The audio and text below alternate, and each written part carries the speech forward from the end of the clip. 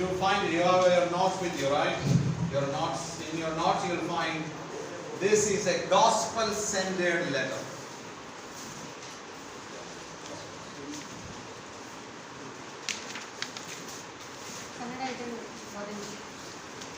Are you doing the next translation? Is that already? Arrange. This is a gospel-centered letter. ಇದು ಸುವಾರ್ತೆಗೆ ಕೇಂದ್ರ ಬಿಂದುವಾಗಿರುವಂತಹ ಒಂದು ಪತ್ರಿಕೆ. So there is nothing greater, nothing more important than giving the gospel to the next generation. ಮುಂದಿನ ಸಂತಾನಕ್ಕೆ ಸುವಾರ್ತೆ ಕೊಡುವಂತದಕ್ಕಿಂತ ಮುಖ್ಯವಾದ ಸಂಗತಿ ಇನ್ನೊಂದಿಲ್ಲ. It is said that we are always one generation away from losing the gospel. ಹಾಗಾಗಿ ಇಲ್ಲಿ ಒಂದು ಅಂಶ ಏನಂತ ಹೇಳಿದ್ರೆ ಒಂದು ಸಂತಾನಕ್ಕೆ ನಾವು ಸುವಾರ್ತೆ ಕೊಡುವುದರಲ್ಲಿ ಹಿಂದೆ ಬಿದ್ದಿದ್ದೇವೆ ಎಂಬುದಾಗಿ.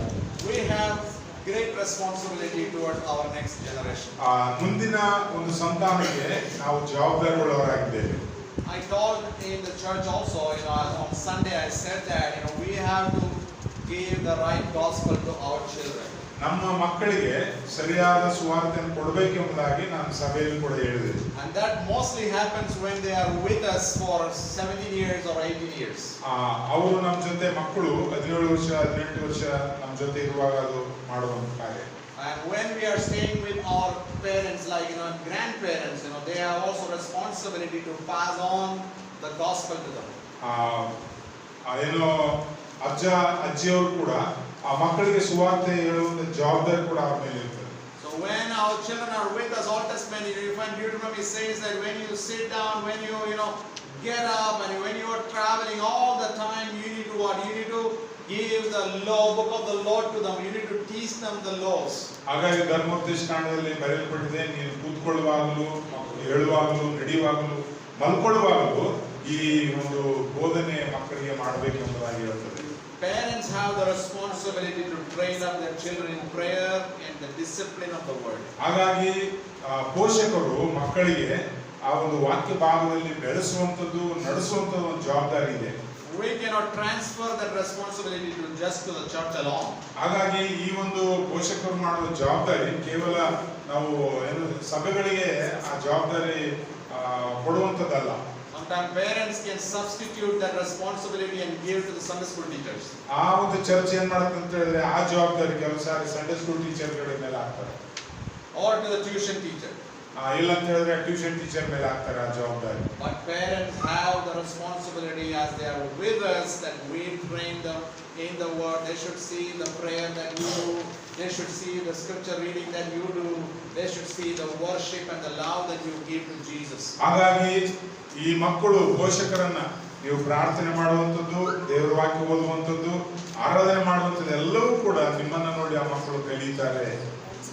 If we are not faithful in our devotion to Christ, our next generation will not have any devotion to Christ. ನಮ್ಮ ಒಂದು ಆರಾಧನೆ ದೇವರೊಂದಿಗೆ ಸರಿಯಾದ ಸಮಯದಲ್ಲಿ ಇರದೆ ಹೋದ್ರೆ ನಮ್ಮ ಮುಂದಿನ ಸಂತಾನವು ಕೂಡ ಅದನ್ನು ಮಾಡೋದಿಲ್ಲ. If you are not going to church, how can you expect your children to go to church? ನೀವೇ ಚರ್ಚ್ಗೆ ಹೋಗದೇ ಇದ್ರೆ ನಿಮ್ಮ ಮಕ್ಕಳು ಚರ್ಚ್ಗೆ ಹೋಗ್ಬೇಕು ಎಂಬುದಾಗಿ ನಾವು ಹೇಗೆ ಅಪೇಕ್ಷೆ ಮಾಡ್ತೇವೆ? What you prioritize today, that is what you are solving today, and that is what you are going to read tomorrow. ಹಾಗಾಗಿ ನಾವು ಇವತ್ತು ಏನು ನಾವು ಬಿತ್ತುತ್ತೇವೋ ನಾಳೆ ಅದನ್ನೇ ನಾವು ಕೊಯ್ತೇವೆ ಎಂಬುದಾಗಿ. And here in 2 Timothy you find that Paul is a gospel-centered leader. ಹಾಗಾಗಿ ಈ ಒಂದು 2ನೇ ತಿಮೋಥಿ ಅಧ್ಯಾಯದಲ್ಲಿ ನಾವು ನೋಡ್ತೇವೆ ಈ ಒಬ್ಬ ಪೌಲನು ಸುವಾರ್ತೆಗೆ ಒಬ್ಬ ಕೇಂದ್ರಕೃತ ವ್ಯಕ್ತಿಯಾಗಿದ್ದಾನೆ. Gospel-centered letter and a gospel-centered leader. ಸುವಾರ್ತೆಯ ಒಂದು ಕೇಂದ್ರ ಬಿಂದು ಆಗಿದೆ ಮತ್ತು ಸುವಾರ್ತೆಗೆ ಕೇಂದ್ರ ಬಿಂದು ನಾಯಕನಾಗಿದ್ದಾನೆ ಎಂಬುದಾಗಿ. He says that he is called by the will of God. ಆತನು ಹೇಳ್ತಾನೆ ದೇವರ ಚಿತ್ತಕ್ಕನುಗುಣವಾಗಿ ನಾನು ಕರೆಯಲ್ಪಟ್ಟಿದ್ದೇನೆ ಎಂಬುದಾಗಿ ಆತನು ಹೇಳ್ತಾನೆ. He considers himself and he identifies himself as the apostle of Christ Jesus. ಹಾಗಾಗಿ ಆತನು ಪೌಲನು ಸ್ವತಃ ಹೇಳ್ತಾನೆ ಯೇಸು ಕ್ರಿಸ್ತನ ಅಪೊಸ್ತಲನು ನಾನು ಎಂಬುದಾಗಿ ಹೇಳ್ತಾನೆ. Christ means the anointed one, the Messiah. ಕ್ರಿಸ್ತನು ಎಂಬುದಾಗಿ ಹೇಳುವಾಗ ಅಭಿಷೇಕ ಹೊಂದಿದಂತ ಮೆಸ್ಸಿಯನಾಗಿದ್ದಾನೆ. When he calls himself Christ, that means that the expectation of Jewish people was that the Messiah is going to come, sit on the throne of David the ancestor of Jesus, and he is going to reign from there. That is what Christ means, the Messiah. ಆ ಕ್ರಿಸ್ತನು ಮೆಸ್ಸಿಯ ಎಂಬುದಾಗಿ ಹೇಳುವಾಗ ಆತನು ಬಂದು ದಾವೀದನ ಸಿಂಹಾಸನವನ್ನ ಆರಿಸಿಕೊಂಡು ಅಲ್ಲಿ ಕುಳಿತುಕೊಂಡು ಇಲ್ಲಿ ಆಡಳಿತ ಮಾಡ್ತಾನೆ ಎಂಬುದ ಒಂದು ನಂಬಿಕೆ. Paul is saying that I am an apostle of the Messiah. ಹಾಗಾಗಿ ನಾನು ಮೆಸ್ಸಿಯನ ಅಪೊಸ್ತಲನು ಎಂಬುದಾಗಿ ಪೌಲನು ಹೇಳ್ತಾನೆ. And I am also an apostle of Jesus. Jesus means Savior. ಹಾಗಾಗಿ ನಾನು ಯೇಸುವಿನ ಅಪೊಸ್ತಲನು ಎಂಬುದಾಗಿ, ಯೇಸು ಎಂಬುದಾಗಿ ಹೇಳುವಾಗ ಆತನು ರಕ್ಷಕನು ಎಂಬುದಾಗಿ. Jesus is the divine person. He is God, and I am an apostle of God. ಯೇಸು ಕ್ರಿಸ್ತನು ದೈವಿಕ ದೇವರು, ಆ ದೇವರಿಗೆ ನಾನು ಅಪೊಸ್ತಲನಾಗಿದ್ದೇನೆ ಎಂಬುದಾಗಿ ಪೌಲನು ಹೇಳ್ತಾನೆ. Now Paul is a leader who is gospel centered or Bible centered. ಹಾಗಾಗಿ ಸತ್ಯವೇದಕ್ಕೆ ಕೇಂದ್ರ ಬಿಂದುವಾಗಿ, ಸುವಾರ್ತೆಗೆ ಕೇಂದ್ರ ಬಿಂದುವಾಗಿ ಈ ಪೌಲನು ನಾಯಕನಾಗಿದ್ದಾನೆ. He had a supernatural commission. ಆತನು ಒಂದು ಶ್ರೇಷ್ಠವಾದ ಒಂದು ಆಯೋಗವನ್ನು ಆತನು ಹೊಂದಿದನು. We see that on the Damascus road he had that divine encounter with him. That is the supernatural work of God. ಏನಂತ ಹೇಳಿದ್ರೆ ಪೌಲನು ದಮಸ್ಕಕ್ಕೆ ಹೋಗುವಾಗ ಆ ದರ್ಶನವನ್ನು ಕಂಡಾಗ ಆತನು ಒಂದು ಶ್ರೇಷ್ಠವಾದ ಒಂದು ಆಯೋಗವನ್ನ, ಆ ಒಂದು ಕೆಲಸವನ್ನ ಆತನು ಹೊಂದುತ್ತಾನೆ. Galatians 1:15 you find Paul says that I was set apart for the gospel work even before my birth, he says. ಹಾಗಾಗಿ ಗಲಾತ್ಯ 1:1 ನಾವು ನೋಡ್ತೇವೆ, ನಾನು ಜನಿಸುವುದಕ್ಕಿಂತ ಮುಂಚೆ ನಾನು ಈ ಕಾರ್ಯಕ್ಕೆ ನೇಮಕಗೊಂಡಿದ್ದೇನೆ ಎಂಬುದಾಗಿ ಆತ ಹೇಳಿದ್ದಾನೆ. So he is a Christ-centered, God-centered, gospel-centered leader. ಹಾಗಾಗಿ ಆತನು ಕ್ರಿಸ್ತನ ಸುವಾರ್ತೆ ಮತ್ತು ದೇವರಿಗೆ ಕೇಂದ್ರೀಕೃತವಾದಂತ ಒಬ್ಬ ನಾಯಕನಾಗಿದ್ದಾನೆ. And another thing you find that Timothy was shaped by the grace of God. ಆ ದೇವರ ಕೃಪೆಯಿಂದ ಈ ಆತನು ರೂಪುಗೊಂಡವನು ಎಂಬುದಾಗಿ. There are three specific influences that happens in the life of Timothy. ಆ ತಿಮೋತಿಯ ಜೀವನದಲ್ಲಿ ಮೂರು ಮುಖ್ಯವಾದ ಕಾರ್ಯಗಳು ನಡೆದಿರುವುದನ್ನು ನಾವು ನೋಡ್ತೇವೆ. So we find that he had, the first thing is in Timothy's life is that he had a personal mentor. ಇಲ್ಲಿ ಆತನು ತಿಮೋತಿನ ಜೀವನದಲ್ಲಿ ಮೊದಲನೇದಾಗಿ ವೈಯಕ್ತಿಕ ಒಬ್ಬ ಮಾರ್ಗದರ್ಶಕನಾಗಿದ್ದ. A trainer, a mentor, a counselor, a leader, a supervisor. ಎಂಬುದಾಗಿ ಹೇಳುವಾಗ ಅಲ್ಲಿ ಆತ್ಮಿಕವಾಗಿ ನಾಯಕನಾಗಿದ್ದ, ಮಾರ್ಗದರ್ಶಕನಾಗಿದ್ದ, ಆತನಿಗೆ ಒಬ್ಬ ನಾಯಕನಾಗಿದ್ದ. Okay, we will come back to look at each one of them. ಹಿಂದೆ ಮತ್ತೆ ನಾವು ತಿರುಗಿ ಬಂದಾಗ ಎಲ್ಲವನ್ನು ನೋಡೋಣ. This is the reason. It's too smart. I am 47. Same age, all of us. In English, there is a saying. Yeah. English ಅಲ್ಲಿ ಒಂದು ಮಾತಿದೆ. ಒಂದು ಮಾತೇನೆಂದ್ರೆ, ಯಾರ್ಯಾರಿಗೆ ಇಲ್ಲಿ ಕೂದಲು ಹೋಗ್ಬಿಡ್ತಾವ ಸೈಡ್ಗೆ, ಅವರು ಗ್ರೇಟ್ ಲವರ್ಸ್. ನಾನು ಹೇಳಿದ ಕೇಳಿ, ಗ್ರೇಟ್ ಲವರ್ಸ್ ಅಂತ, ಅವರು ಲವ್ ಮಾಡೋದ್ರಲ್ಲಿ ನಂಬರ್ 1. ಇಲ್ಲಿ ಹೋದ್ರೆ great thinkers, those who lose here. They say, no, they are lovers. Those who lose here, wisdom, they are great thinkers. But if they lose, they think they are lovers. They think it is love. ಎರಡು ಹೋಗ್ಬಿಟ್ರೆ ಅವರು ನೆನ್ಸ್ಕೊಳ್ತಾರ ನಾವೇ ದೊಡ್ಡ ಪ್ರೇಮಿಕರು. Wise man. God bless you. Thank you. ఆ విధంగా సిగ్గే పడకూడదు. నేను వస్తుంటే వీధిలో కేజీఎఫ్లో ఎక్కడైనా మా ఏదో నన్ను చూసి అందరూ సిగ్గుపడతారు, నేను సిగ్గుపడను. మనం చూసి ఇద్దరు సిగ్గుపడాలి. హల్లెలూయా. దేవుడు మిమ్మల్ని దీవించుగాక. చెప్పండి కూడా.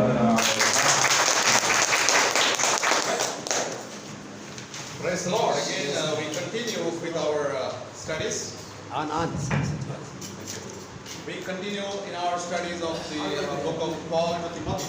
ತಿಮೋತಿಯ ಪುಸ್ತಕದಲ್ಲಿ ಪೌಲ ಮತ್ತು ಪತ್ರಿಕೆಯನ್ನ ನಾವು ಅಭ್ಯಾಸ ಮಾಡೋದು ಮುಂದುವರಿಸೋಣ. We have looked at 2 Timothy as a Christ-centered letter.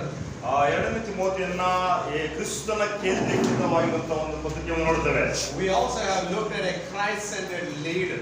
ನಾವು ಕ್ರಿಸ್ತ ಕೇಂದ್ರಿತ ಒಂದು ನಾಯಕತ್ವ ನೋಡಿದ್ದೇವೆ. And we have been looking at now little by little like the three specific influences in the life of Timothy. ತಿಮೋತಿಯ ಜೀವಿತದಲ್ಲಿ ಆದಂತಹ ಒಂದು ಪರಿಣಾಮಗಳ ಕುರಿತಾಗಿ ಅಥವಾ ಇನ್ಫ್ಲುಯೆನ್ಸ್ ಕುರಿತಾಗಿ ನಾವು ಸ್ವಲ್ಪವಾಗಿ ನಾವು ಕಲಿತಿದ್ದೇವೆ. Timothy had a great mentor like Paul. ತಿಮೋತಿಯನಿಗೆ ಒಂದು ಪೌಲನ ರೀತಿ ಒಂದು ಹಿರಿಯ ಬೋಧಕರಿದ್ದರು. His personal mentor. ಆತನ ವೈಯಕ್ತಿಕವಾಗಿ ಆಲೋಚನೆ ಕೊಡುವಂತಹ ವ್ಯಕ್ತಿ. Paul calls him as his spiritual son. ಪೌಲನು ಅವನನ್ನ ಆತ್ಮಿಕ ಮಗನು ಎಂಬುದನ್ನು ಕರೀತಾನೆ. In 2 Timothy he says, Timothy, my beloved child. Second Timothy ನೋಡೋದಾದ್ರೆ ನನ್ನ ಪ್ರೀತಿಯ ಕುಮಾರನು ಅಥವಾ ಮಗನೆಂಬುದಾಗಿ. And in chapter 1, 1 Timothy he said that my son in the faith. ನನ್ನ ನಂಬಿಕೆಯಲ್ಲಿ ನನ್ನ ಮಗನೇ ಎಂಬುದಾಗಿ ಅದನ್ನು ಕರೀತಾನೆ. And here he is saying that that he is my beloved son or beloved child. ನನ್ನ ಪ್ರೀತಿಯ ಮಗನು ಎಂಬುದಾಗಿ ಕರೆಯುವುದು ನೋಡ್ತೇವೆ ನಾವು ಇಲ್ಲಿ. ಪೌಲನು ತನ್ನ ಪ್ರೀತಿಯ ಕುಮಾರನಾದ ತಿಮೋಥೆಯನಿಗೆ ಬರೆಯುವುದೇನೆಂದರೆ, ತಂದೆಯಾದ ದೇವರಿಂದಲೂ ನಮ್ಮ ಕರ್ತನಾದ ಯೇಸು ಕ್ರಿಸ್ತನಿಂದಲೂ ನಿಮಗೆ ಕೃಪೆಯೂ ಶಾಂತಿಯೂ ಆಗಲಿ. We have no idea whether Paul was married or not and having his own children. ಪೌಲನಿಗೆ ಮದುವೆ ಆಗಿತ್ತು ಅಥವಾ ಮಕ್ಕಳಾಗಿತ್ತು ಇಲ್ವೋ ಎಂಬುದೇ ನಮಗೆ ಸರಿಯಾಗಿ ಮಾಹಿತಿ ಇಲ್ಲ. But Paul had a lot of spiritual children. ಆದರೆ ಪೌಲನಿಗೆ ಆತ್ಮಿಕವಾಗಿರುವ ಅನೇಕ ಮಕ್ಕಳಿದ್ದರು. Timothy and Titus he calls that the sons in the faith. ನಂಬಿಕೆಯಲ್ಲಿ ಮಕ್ಕಳು ಎಂಬುದಾಗಿ ತಿಮೋತಿಯನಿಗೂ ಮತ್ತೆ ತೀತನಿಗೂ ಹೇಳಿದ್ದಾನೆ. And he had great concern for these people. ಇವರಿಬ್ಬರ ವಿಚಾರವಾಗಿ ಬಹಳ ಗಂಭೀರವಾದ ಒಂದು ಆಲೋಚನೆ ಇತ್ತು. He loved Timothy, that we study even in the book of Philippians. Philippi ಪತ್ರಿಕೆ ಕೂಡ ಆತನ ಕುರಿತಾಗಿ ನೋಡಬಹುದು, ಯಾಕಂದ್ರೆ ಅದನ್ನು ಅಷ್ಟು ಬಹಳವಾಗಿ ಪ್ರೀತಿ ಮಾಡೋದಾಗಿದ್ದನು. And I was reading through Philippians this week, and that's my favorite book, and I have been reading through that passage that you find in chapter 2, verse 25 onwards. You study about Epaphroditus, and 19 onwards you find 19 to 24. Somebody can read. 2:19 ಯಾರನ್ನೋ ಓದ್ರಿ. ಆದರೆ ಕರ್ತನಾದ ಯೇಸುವಿನ ಚಿತ್ತವಾದರೆ ನಾನು ತಿಮೋಥಿಯನನ್ನು ಬೇಗನೆ ನಿಮ್ಮ ಬಳಿಗೆ ಕಳುಹಿಸಬೇಕೆಂದು ನಿರೀಕ್ಷಿಸುತ್ತೇನೆ. 19 onwards, 19 down. Yes. ಅವನ ಮುಖಾಂತರ ನಿಮ್ಮ ಸಂಗತಿಗಳನ್ನು ತಿಳಿದು ನಾನು ಧೈರ್ಯ ತಂದುಕೊಂಡೆನು. ಅವನ ಹಾಗೆ ನಿಮ್ಮ ಕಾರ್ಯಗಳನ್ನು ಕುರಿತು ಯಥಾರ್ಥವಾಗಿ ಚಿಂತಿಸುವವರು ನನ್ನ ಬಳಿಯಲ್ಲಿ ಬೇರೆ ಯಾರೂ ಇಲ್ಲ. ಎಲ್ಲರೂ ಸ್ವಕಾರ್ಯಗಳ ಮೇಲೆ ಮನಸ್ಸಿಡುತ್ತಾರೆ ಹೊರತು ಯೇಸು ಕ್ರಿಸ್ತನ ಕಾರ್ಯಗಳ ಮೇಲೆ ಮನಸ್ಸಿರುವುದಿಲ್ಲ. ತಿಮೋಥಿಯನ ಗುಣವನ್ನು ನೀವು ನೋಡಿ ತಿಳಿದುಕೊಂಡಿದ್ದೀರಿ. ಮಗನು ತಂದೆಗೆ ಹೇಗೋ ಹಾಗೆಯೇ ಅವನು ನನ್ನ ಜೊತೆಯಲ್ಲಿ ಸುವಾರ್ತೆ ಪ್ರಚಾರಕ್ಕಾಗಿ ಕಷ್ಟಪಟ್ಟು ಕೆಲಸ ನಡೆಸಲೆಂಬುದು ನಿಮಗೆ ಗೊತ್ತು. ಆದುದರಿಂದ ನನ್ನ ಸಂಗತಿಯು ಹೇಗಾಗುವುದೋ ಅದನ್ನು ತಿಳಿದ ಕೂಡಲೇ ಅವನನ್ನು ಕಳುಹಿಸುವುದಕ್ಕೆ ನಿರೀಕ್ಷಿಸುತ್ತೇನೆ. Paul says in verse 20 that for I have no one like him. 20ನೇ ವಚನದಲ್ಲಿ ನೋಡಿದರೆ ಅವನ ಹಾಗೆ ಯಾರೂ ಇಲ್ಲ ಎಂಬುದಾಗಿ. And he is recommending to the church at Ephesus that who will be genuinely concerned for your welfare. ಎಫೆಸ ಸಭೆಗೆ ರೆಕಮೆಂಡ್ ಮಾಡ್ತಾನೆ, ಈ ರೀತಿಯಾಗಿ ಸದ್ಗುಣವುಳ್ಳಂತನು ಯಾರಿಲ್ಲ ಎಂಬುದಾಗಿ. Verse 22 he says, but you know Timothy's proven worth, how as a son with a father he has served with me in the gospel. ಇಲ್ಲಿ 22ನೇ ವಚನ ನೋಡೋದಾದ್ರೆ ತಿಮೋಥಿಯನ ಗುಣವನ್ನು ನೀವು ನೋಡಿ ತಿಳಿದುಕೊಂಡಿದ್ದೀರಿ. ಮಗನು ತಂದೆಗೆ ಹೇಗೋ ಹಾಗೆಯೇ ಅವನು ನನ್ನ ಜೊತೆಯಲ್ಲಿ ಸುವಾರ್ತಾ ಪ್ರಚಾರಕನಾಗಿ ಕಷ್ಟಪಟ್ಟು ಕೆಲಸ ನಡೆಸುತ್ತೇನೆ ಎಂಬುದು ನಿಮಗೆ ಗೊತ್ತುಂಟು. Paul and Timothy was like a father and son kind of relationship. ತಿಮೋಥಿಯನಿಗೂ ಮತ್ತೆ ಪೌಲನಿಗೂ ತಂದೆ ಮಗನ ಒಂದು ಸಂಬಂಧ ರೀತಿಯಲ್ಲಿ ಇದ್ದರು. So that is what you find even in the 2 Timothy, that he is saying about that, my beloved son. ಆದ್ದರಿಂದಲೇ 2ನೇ ತಿಮೋಥಿಯಲ್ಲಿ ನನ್ನ ಪ್ರೀತಿಯ ಕುಮಾರನೇ ಅಥವಾ ಮಗನೇ ಎಂಬುದನ್ನು ಕರೀತಾ ಇದ್ದಾರೆ. And he is writing to his beloved son that how he can conduct himself in God's house. ದೇವರ ಮನೆಯಲ್ಲಿ ಹೇಗೆ ಆತ ತನ್ನನ್ನು ಸರಿಪಡಿಸಿಕೊಳ್ಳಬಹುದು ಎಂಬುದಾಗಿ ತನ್ನ ಮಗನಾಗಿರುವಂತ ತಿಮೋಥಿಯನಿಗೆ ಬರೆಯುತ್ತಿದ್ದಾನೆ. So we should have that Paul's character that we train many Timothys. ಪೌಲನ ಗುಣಲಕ್ಷಣ ನಮ್ಮಲ್ಲಿ ಇರುವುದಾದರೆ ನಾವು ಅನೇಕ ತಿಮೋಥಿಯರನ್ನ ನಾವು ಸಿದ್ಧಪಡಿಸಬಹುದು. Paul prayed for him. You find in verse 3 you find, I thank God whom I serve, as did my ancestors, with a clear conscience, as I remember you constantly in my prayers night and day. ನಾನು ಹಗಲಿರುಳು ನನ್ನ ಪ್ರಾರ್ಥನೆಗಳನ್ನು ನಿನ್ನನ್ನು ತಪ್ಪದೇ ಜ್ಞಾಪಿಸಿಕೊಳ್ಳುತ್ತೇನೆ. ಇದಲ್ಲದೆ ನಾನು ಪೂರ್ವಿಕರ ಭಕ್ತಿ ಮಾರ್ಗವನ್ನು ಅನುಸರಿಸಿ ಒಳ್ಳೆಯ ಮನಸ್ಸಾಕ್ಷಿಯುಳ್ಳವನಾಗಿ ಆರಾಧಿಸುವ ದೇವರಿಗೆ ನಿನ್ನ ವಿಷಯವಾಗಿ ಸ್ತೋತ್ರ ಸಲ್ಲಿಸುತ್ತೇನೆ. This personal mentor, this spiritual mentor is praying for his spiritual son. ಆತ್ಮಿಕ ಮಗನಾಗಿರುವಂತವನಿಗೆ ಈ ಒಂದು ಪೌಲನು ಪ್ರಾರ್ಥನೆ ಮಾಡುತ್ತಾಗಿದ್ದಾನೆ. I believe in prayer, and I believe that you all believe in prayer. ನಾವೆಲ್ಲರೂ ಕೂಡ ಪ್ರಾರ್ಥನೆ ನಂಬುತ್ತೇವೆ. Because prayer has the power, and we believe in the believing prayers of the believers. ಪ್ರಾರ್ಥನೆಯು ನಂಬುವಂತ ವಿಶ್ವಾಸಿಗಳಿಗೆ ಅದು ಸಾಧಕವಾಗಿರುವಂತ ಉತ್ತರ ಕೊಡುವುದಾಗಿದೆ. Effectual fervent prayer of the righteous man availeth much. James says that effective prayer of the righteous person, it is available, and it avails much. It is useful. ನೀತಿವಂತನ ಅತ್ಯಾಸಕ್ತಿಯುಳ್ಳ ಪ್ರಾರ್ಥನೆಯು ಬಹು ಬೆಲೆಯುಳ್ಳದಿರುವುದಾಗಿ ನಾವು ಯಾಕೋಬನ ಪತ್ರಿಕೆಯಲ್ಲಿ ಓದ್ತೇವೆ. So Paul had that character to pray for his disciples, his spiritual sons and spiritual children. ಪೌಲನಿಗೆ ಒಂದು ಗುಣಲಕ್ಷಣ ಏನಂತಂದ್ರೆ ಆತನ ಆತ್ಮಿಕ ಮಕ್ಕಳಿಗೆ ಪ್ರಾರ್ಥಿಸುವಂತ ಗುಣವನ್ನು ಹೊಂದಿದನು. Paul did coaching. He coached Timothy. ಪೌಲನು ಅವನಿಗೆ ತರಬೇತಿಗೊಳಿಸಿದನು. 2:15 you find that. 2:15 ನೋಡ್ತೇವೆ. Do your best to present yourself to God as one approved, a worker who has no need to be ashamed, rightly handling the word of truth. ನೀನು ದೇವರ ದೃಷ್ಟಿಗೆ ಯೋಗ್ಯವಾಗಿ ಕಾಣಿಸಿಕೊಳ್ಳುವುದಕ್ಕೆ ಪ್ರಯಾಸ ಪಡು, ಅವಮಾನಕ್ಕೆ ಗುರಿಯಾಗದ ಕೆಲಸದವನು ಸತ್ಯವಾಕ್ಯವನ್ನು ಸರಿಯಾಗಿ ಉಪದೇಶಿಸುವವನಾಗಿರೋ ಎಂಬುದಾಗಿ. He is telling to him to study to show yourself. ಆತನ ಹೇಳ್ತಿದ್ರೆ ನೀನು ಅಭ್ಯಾಸ ಮಾಡು, ನಿನ್ನನ್ನು ತೋರಿಸ್ಕೊಳ್ಬೇಕಾದ್ರೆ ನೀನು ಚೆನ್ನಾಗಿ ಅಭ್ಯಾಸ ಮಾಡುವುದಾಗಿ. He gave a lot of admonitions. He gave a lot of instructions to him, and he is also saying that you need to study the word of God diligently. ಆತನು ಅನೇಕ ಸೂಚನೆಗಳನ್ನು ಕೊಟ್ಟಿದ್ದಾನೆ. ಹೆಚ್ಚಾಗಿ ಅತ್ಯಾಸಕ್ತಿ ಉಳ್ಳವನಾಗಿ ನೀನು ಹೆಚ್ಚಾಗಿ ಅಭ್ಯಾಸ ಮಾಡಿ ಎಂಬುದಾಗಿ. So that he need not be ashamed when he is preaching the gospel. ಯಾವಾಗ ಇದರ ಸುವಾರ್ತೆ ಸಾರುವಾಗ ನಾಚಿಕೊಳ್ಳುವುದಕ್ಕೆ ಯಾವಾಗ ಆಸ್ಪದ ಇರುವುದಿಲ್ಲ. And also you find in 3:10 also you find that he coached Timothy. 3:10. 3:10 ನೋಡ್ತೇವೆ. There you find, you however have followed my teaching, my conduct, my aim in life, my faith, my patience, my love, my steadfastness. ನೀನಾದರೂ ನನ್ನನ್ನು ಅನುಸರಿಸುವವನಾಗಿದ್ದು ನನ್ನ ಬೋಧನೆ, ನಡತೆ, ಉದ್ದೇಶ, ನಂಬಿಕೆ, ದೀರ್ಘಶಾಂತಿ, ಪ್ರೀತಿ, ಸಹನೆ ಇವುಗಳನ್ನು ನಡೆಸಿಕೊ ಎಂಬುದಾಗಿ ಹೇಳಿಕೊಟ್ಟಿದ್ದಾರೆ. As a personal mentor, you need to have your teaching that is making very clear to your followers so that they can follow. ನಾವು ಒಬ್ಬರನ್ನ ಬೋಧಿಸಿ ಮಾರ್ಗದರ್ಶಿಸುವುದಾದ್ರೆ ಅವರಿಗೆ ಸರಿಯಾಗಿ ಬೋಧಿಸುವಾಗ ಅವರು ಸರಿಯಾದ ಮಾರ್ಗದಲ್ಲಿ ಇರ್ತಾರೆ. So he had the first influence. Timothy had his first influence in his life from his spiritual mentor Paul. ಆತ್ಮಿಕವಾದ ಮಾರ್ಗದರ್ಶಿಯಾಗಿರುವಂತಹ ಪೌಲನ ಬಳಿಯಿಂದ ಮೊದಲನೇ ವೈಯಕ್ತಿಕವಾಗಿ ಒಂದು ಆಲೋಚನೆಗಳು ಮತ್ತು ತರಬೇತಿಯನ್ನು ಆತ ಗಳಿಸಿದನು. Do you have a spiritual mentor other than Holy Spirit and Jesus Christ? ಯೇಸು ಕ್ರಿಸ್ತನು ಪರಿಶುದ್ಧಾತ್ಮನನ್ನು ಹೊರತುಪಡಿಸಿ ಬೇರೆ ಯಾರಾದರೂ ನಿಮಗೆ ಆತ್ಮಿಕವಾಗಿ ಮಾರ್ಗದರ್ಶನ ಮಾಡೋರು ಇದ್ದಾರಾ? Do you have somebody that you go to get advice? ನೀವು ಯಾರ ಬಳಿಯಾದರೂ ಹೋಗಿ ಒಂದು ಆಲೋಚನೆ ಕೇಳುವವರಾಗಿದ್ದೀರಾ? Do you have somebody that you look up to and you ask for prayer? ನೀವು ಕೆಲವರ ಬಳಿಯಲ್ಲಿ ಹೋಗಿ ನಮಗೋಸ್ಕರ ಪ್ರಾರ್ಥನೆ ಮಾಡಿ ಎಂಬುದನ್ನು ಕೇಳುವವರಿದ್ದೀರಾ? Because we all need somebody that we can share our problems with. ನಮಗೆ ಯಾರಾದರೂ ಒಬ್ಬರು ಬೇಕಾಗಿರುತ್ತೆ. ನಮ್ಮ ಸಮಸ್ಯೆಗಳನ್ನು ಹಂಚಿಕೊಳ್ಳೋದಕ್ಕೆ ಒಬ್ಬರು ನಮಗೆ ಬೇಕಾಗಿರುತ್ತದೆ.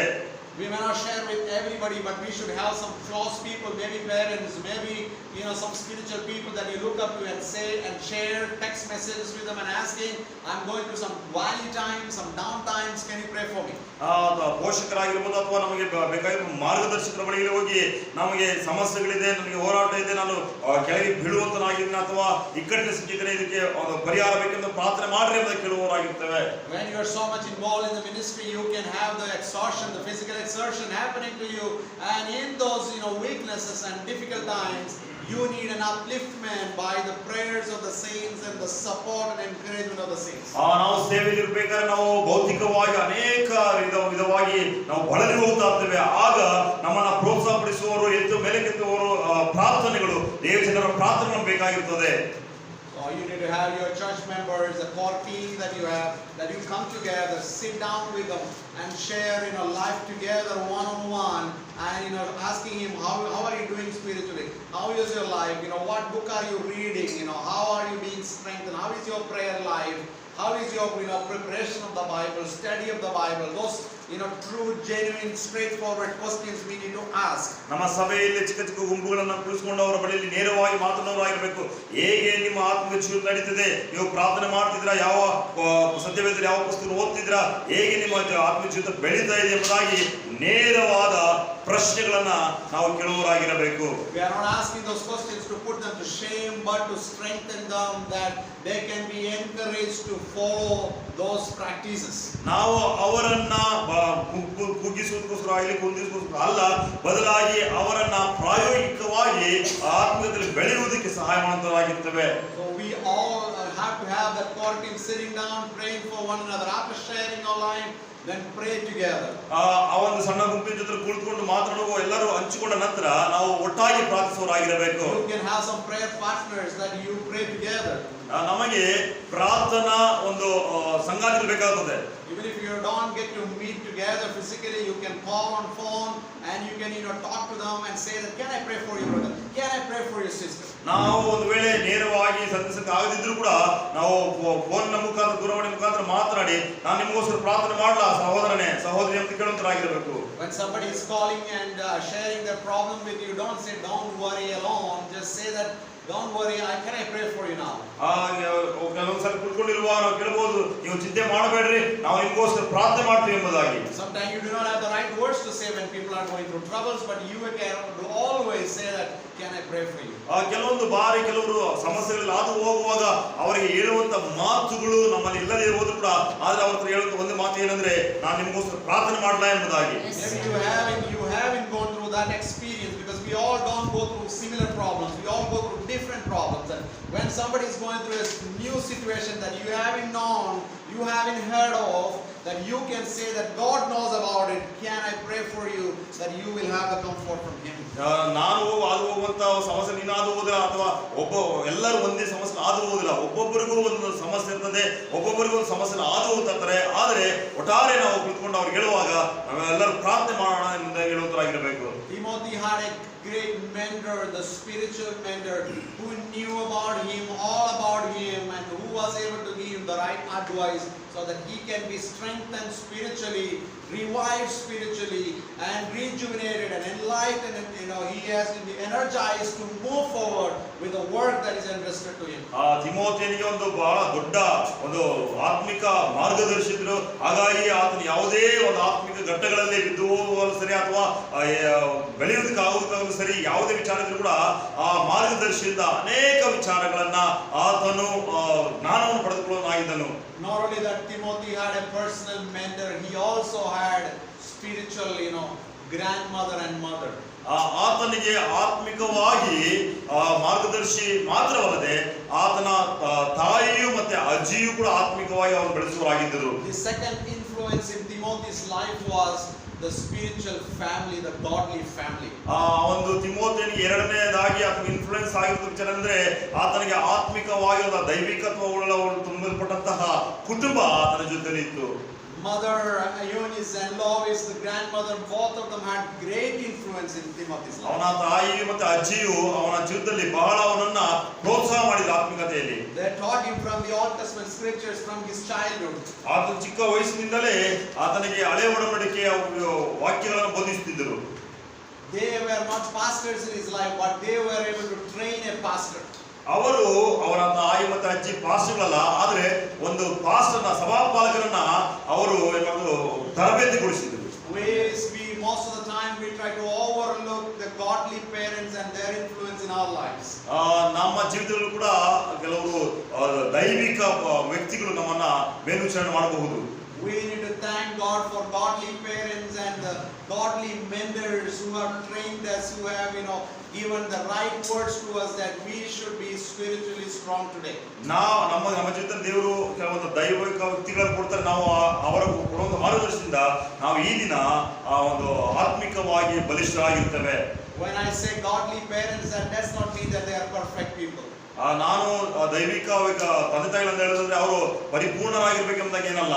They also have their own limitations, their own weaknesses, and they are also, like Paul says, that I want to do the right thing, but I do the thing that I do not want.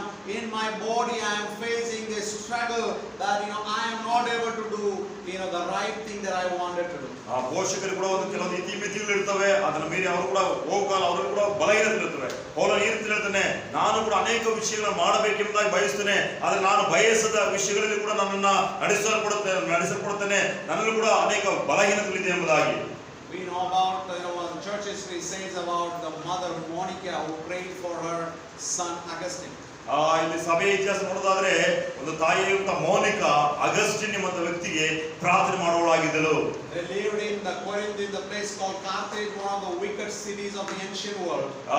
ನಾವು ಆಗಿನ ಕಾಲದಲ್ಲಿ ನೋಡೋದಾದ್ರೆ ಕಾರ್ಥೇಜ್ ಎಂಬ ಸ್ಥಳದಲ್ಲಿ ಸ್ಥಳವು ಆಗಿತ್ತು, ಅದು ಬಹಳ ದುಷ್ಟತ್ವದಿಂದ ತುಂಬಿದಂತ ಒಂದು ಸ್ಥಳವಾದಾಗಿತ್ತು. Augustine early in his life he was into all kinds of immoral lives. Augustine ಆರಂಭಿಕ ಜೀವಿತ ಅವನು ಅನೈತಿಕವಾದ ಜೀವಿತಗಳಲ್ಲಿ ಆತನ ಜೀವಿಸುವಂತರಾಗಿದ್ದನು. And his mother has been always telling him to come to church, but he was never willing to come. ಆತನ ತಾಯಿ ಯಾವಾಗಲೂ ಸಭೆಗೆ ಬಾ ಅಂತ ಕರೀತಾ ಇದ್ರು, ಆದ್ರೆ ಅವನು ಸಭೆಗೆ ಬರುತ್ತಾ ಇರಲಿಲ್ಲ.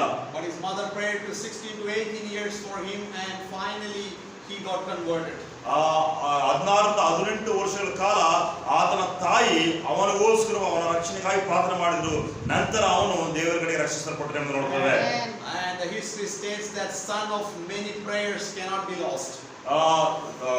ಅನೇಕ ಪ್ರಾರ್ಥನೆ ಮಾಡುವಂತಹ ಪೋಷಕರ ಮಗನು ಯಾವುದೇ ಕಾರಣ ಕೂಡ ಕಳೆದು ಹೋಗುವುದಿಲ್ಲ ಎಂಬುದಾಗಿ. That is the example of Monica, the mother we see for Augustine, and he became the great church father Augustine. ಅದನ್ನ ನೋಡ್ತೇವೆ, ಒಂದು ದೊಡ್ಡ ಒಂದು ಸಭೆಯ ಬೋಧಕನಾಗಿ ಅಗಸ್ಟಿನ್ ಆಗಬೇಕಾದ್ರೆ ಅವನ ತಾಯಿಯಾದ ಮೋನಿಕಳ ಪ್ರಾರ್ಥನೆ ಬಹಳ ಪ್ರಾಮುಖ್ಯವಾದ ಪಾತ್ರವನ್ನು ವಹಿಸಿದೆ. We may have sometime our children or maybe somebody in our family that we are praying and we want to see the change in them, and we become impatient through prayer because we don't see the fruit right away, but we need to constantly steadfastly pray like Monica that God will answer one day. Son of many prayers cannot be lost. ನಮ್ಮ ಕುಟುಂಬಗಳಲ್ಲಿ ನಮ್ಮ ಮಕ್ಕಳಿಗಾಗಿ ನಾವು ಕೆಲವು ಪ್ರಾರ್ಥನೆ ಮಾಡ್ತೇವೆ, ಅನೇಕ ವರ್ಷಗಳು ಪ್ರಾರ್ಥನೆ ಮಾಡೋದು ಯಾವುದೇ ಫಲವನ್ನು ಕಾಣದೆ ಹೋಗ್ತೇವೆ. ಆದ್ರೆ ಮೋನಿಕಾ ಜೊತೆ ನೋಡುವುದಾದ್ರೆ ತನ್ನ ಮಗನಿಗೋಸ್ಕರ ಪ್ರಾರ್ಥನೆ ಮಾಡೋದು ಅನೇಕ ಪ್ರಾರ್ಥನೆಗಳ ಫಲವಾಗಿ ಬಂದಂತ ಮಗನಾಗಿ ಅವನು ಇದ್ದಾನೆ. ಆ ರೀತಿಯಾಗಿ ಕೂಡ ನಮ್ಮ ಕುಟುಂಬಗಳಲ್ಲಿ ಬದಲಾವಣೆ ಆಗಲು ಸಾಧ್ಯ ಉಂಟು. And we also see that Timothy had the gift in him. ತಿಮೋಥಿಯನಿಗೆ ಒಂದು ವರಗಳಿತ್ತು. And the spiritual gift that is given to him. ಆತ್ಮಿಕ ವರಗಳು ಅಂತ ಕೊಡಲ್ಪಟ್ಟಿದ್ದವು. You find that in verse 6. 1:6. For this reason I remind you to fan into flames the gift of God which is in you through the laying on of hands. ಆದ ಕಾರಣ ನಾನು ತಲೆಯ ಮೇಲೆ ಹಸ್ತವನ್ನಿಟ್ಟಿದ್ದರ ಮೂಲಕ ನಿನಗೆ ದೊರಕಿದ ದೇವರ ಕೃಪಾವರವು ಪ್ರಜ್ವಲಿಸುವಂತೆ ಮಾಡಬೇಕೆಂದು ನಿನಗೆ ಜ್ಞಾಪಕಪಡಿಸಿಕೊಡುತ್ತೇನೆ. He had the responsibility to fan into flame the gift of God that is in him. ದೇವರು ಕೊಟ್ಟಂತ ಒಂದು ವರವನ್ನ ಆತನ ಪ್ರಜ್ವಲಿಸಬೇಕಾಗಿ ಬೇಕಾದ ಒಂದು ಪರಿಸ್ಥಿತಿ ಇತ್ತು. The gift is given by the Holy Spirit. ದೇವರ ಆತ್ಮನಿಂದ ಒಂದು ವರ ಕೊಡಲ್ಪಟ್ಟಿತ್ತು. The spiritual gifts that you find. ಆತ್ಮಿಕ ವರಗಳನ್ನು ನೋಡ್ತೇವೆ. Fruit of the spirit you find 9 of them.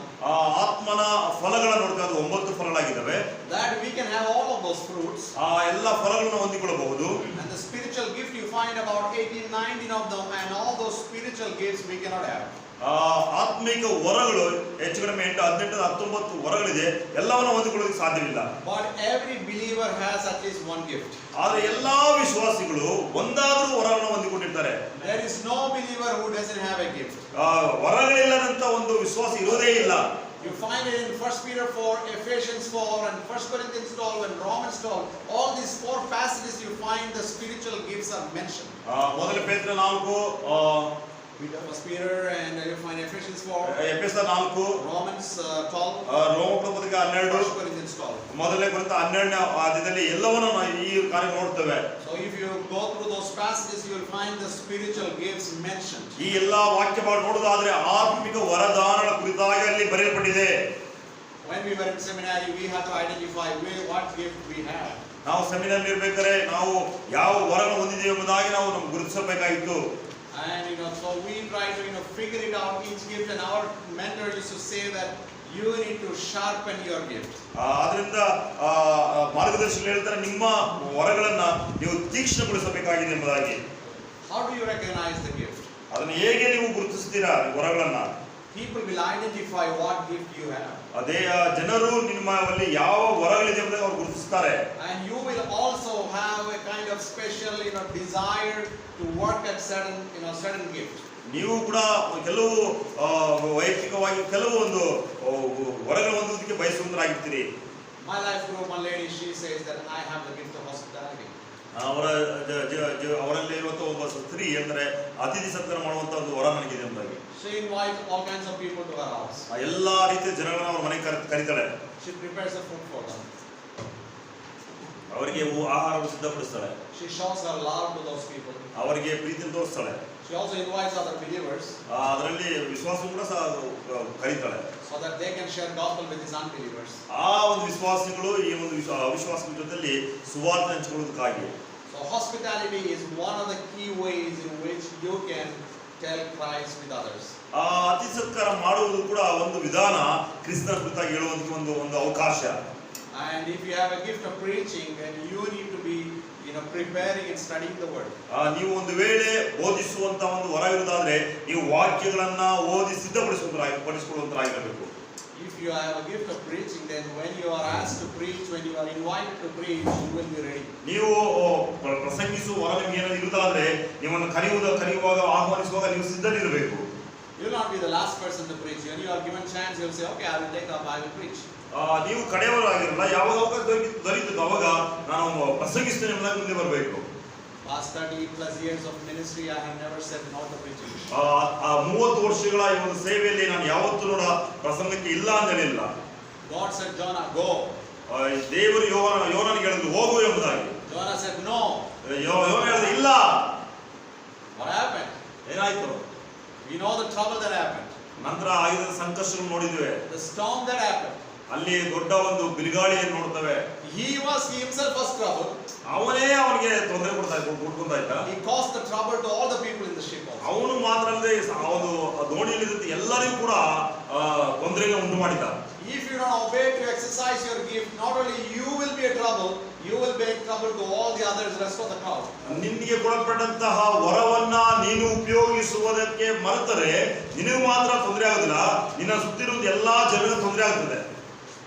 If God has called you to be a preacher, then say yes to preaching and never say no to preaching. ನಿನ್ನನ್ನ ಒಂದು ಬೋಧಕನಾಗಿ ಪ್ರಸಂಗಿಕನಾಗಿ ನೀನು ಕರೆದಿರುವುದಾದ್ರೆ ಯಾವಾಗಲೂ ಹೌದೆಂದು ಹೇಳು, ಹೌದೆಂದು ಹೇಳಿ ಇಲ್ಲ ಅಂತ ಮಾತ್ರ ಹೇಳಬೇಡ. If God has called you to be an evangelist, keep doing the evangelist. Evangelist is not inferior to pastor. ದೇವರು ನಿನ್ನ ಸುವಾರ್ತಿಕನ ಕರೆದಿರುವುದಾದ್ರೆ ಸುವಾರ್ಥ ಕೆಲಸ ಮಾಡು. ನೀನು ಸುವಾರ್ತಿಕ ಕೆಲಸ ಅಂತ ಹೇಳಿ ಅದನ್ನ ಪಾಸ್ಟ್ಗಿಂತ ಕಡಿಮೆ ಕೆಲಸ ಅಂತ ತಿಳ್ಕೋಬೇಡ. No ministry in the Christian world is inferior thing. ಕ್ರೈಸ್ತ ಜಗತ್ತಿನಲ್ಲಿ ಯಾವುದೇ ಕೆಳಮಟ್ಟದ ಸೇವೆಗಳಿಲ್ಲ. You are cooking food for the pastors and the preachers and the church people.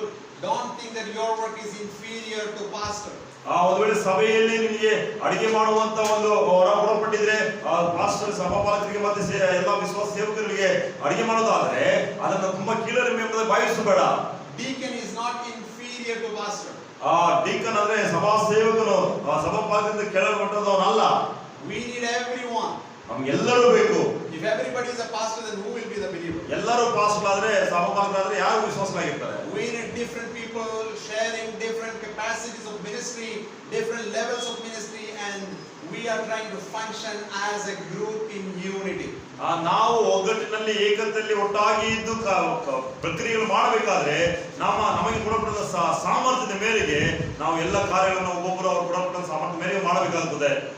Every work is valued in God's sight, and God values everyone and He rewards everyone. ಎಲ್ಲರನ್ನ ದೇವರು ಎಲ್ಲರ ವಿಚಾರಗಳನ್ನು ದೇವರು ಮೌಲ್ಯೀಕರಿಸುತ್ತಾನೆ, ಎಲ್ಲರಿಗೂ ಕೂಡ ಅದನ್ನು ಒಂದು ಬಹುಮಾನ ಕೊಡುತ್ತಾನಾಗಿದ್ದಾನೆ.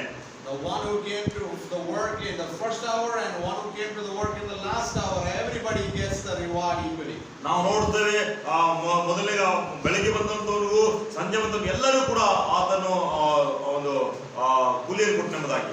The only thing that God looks at is our faithfulness. ಆದರೆ ದೇವರು ನೋಡುವಂತ ಒಂದು ವಿಚಾರ ಏನಂದ್ರೆ ನಮ್ಮ ನಂಬಿಗಸ್ತಿಕೆ ನಾವು ನೋಡುವಂತನಾಗಿದ್ದಾನೆ. How did you exercise your stewardship?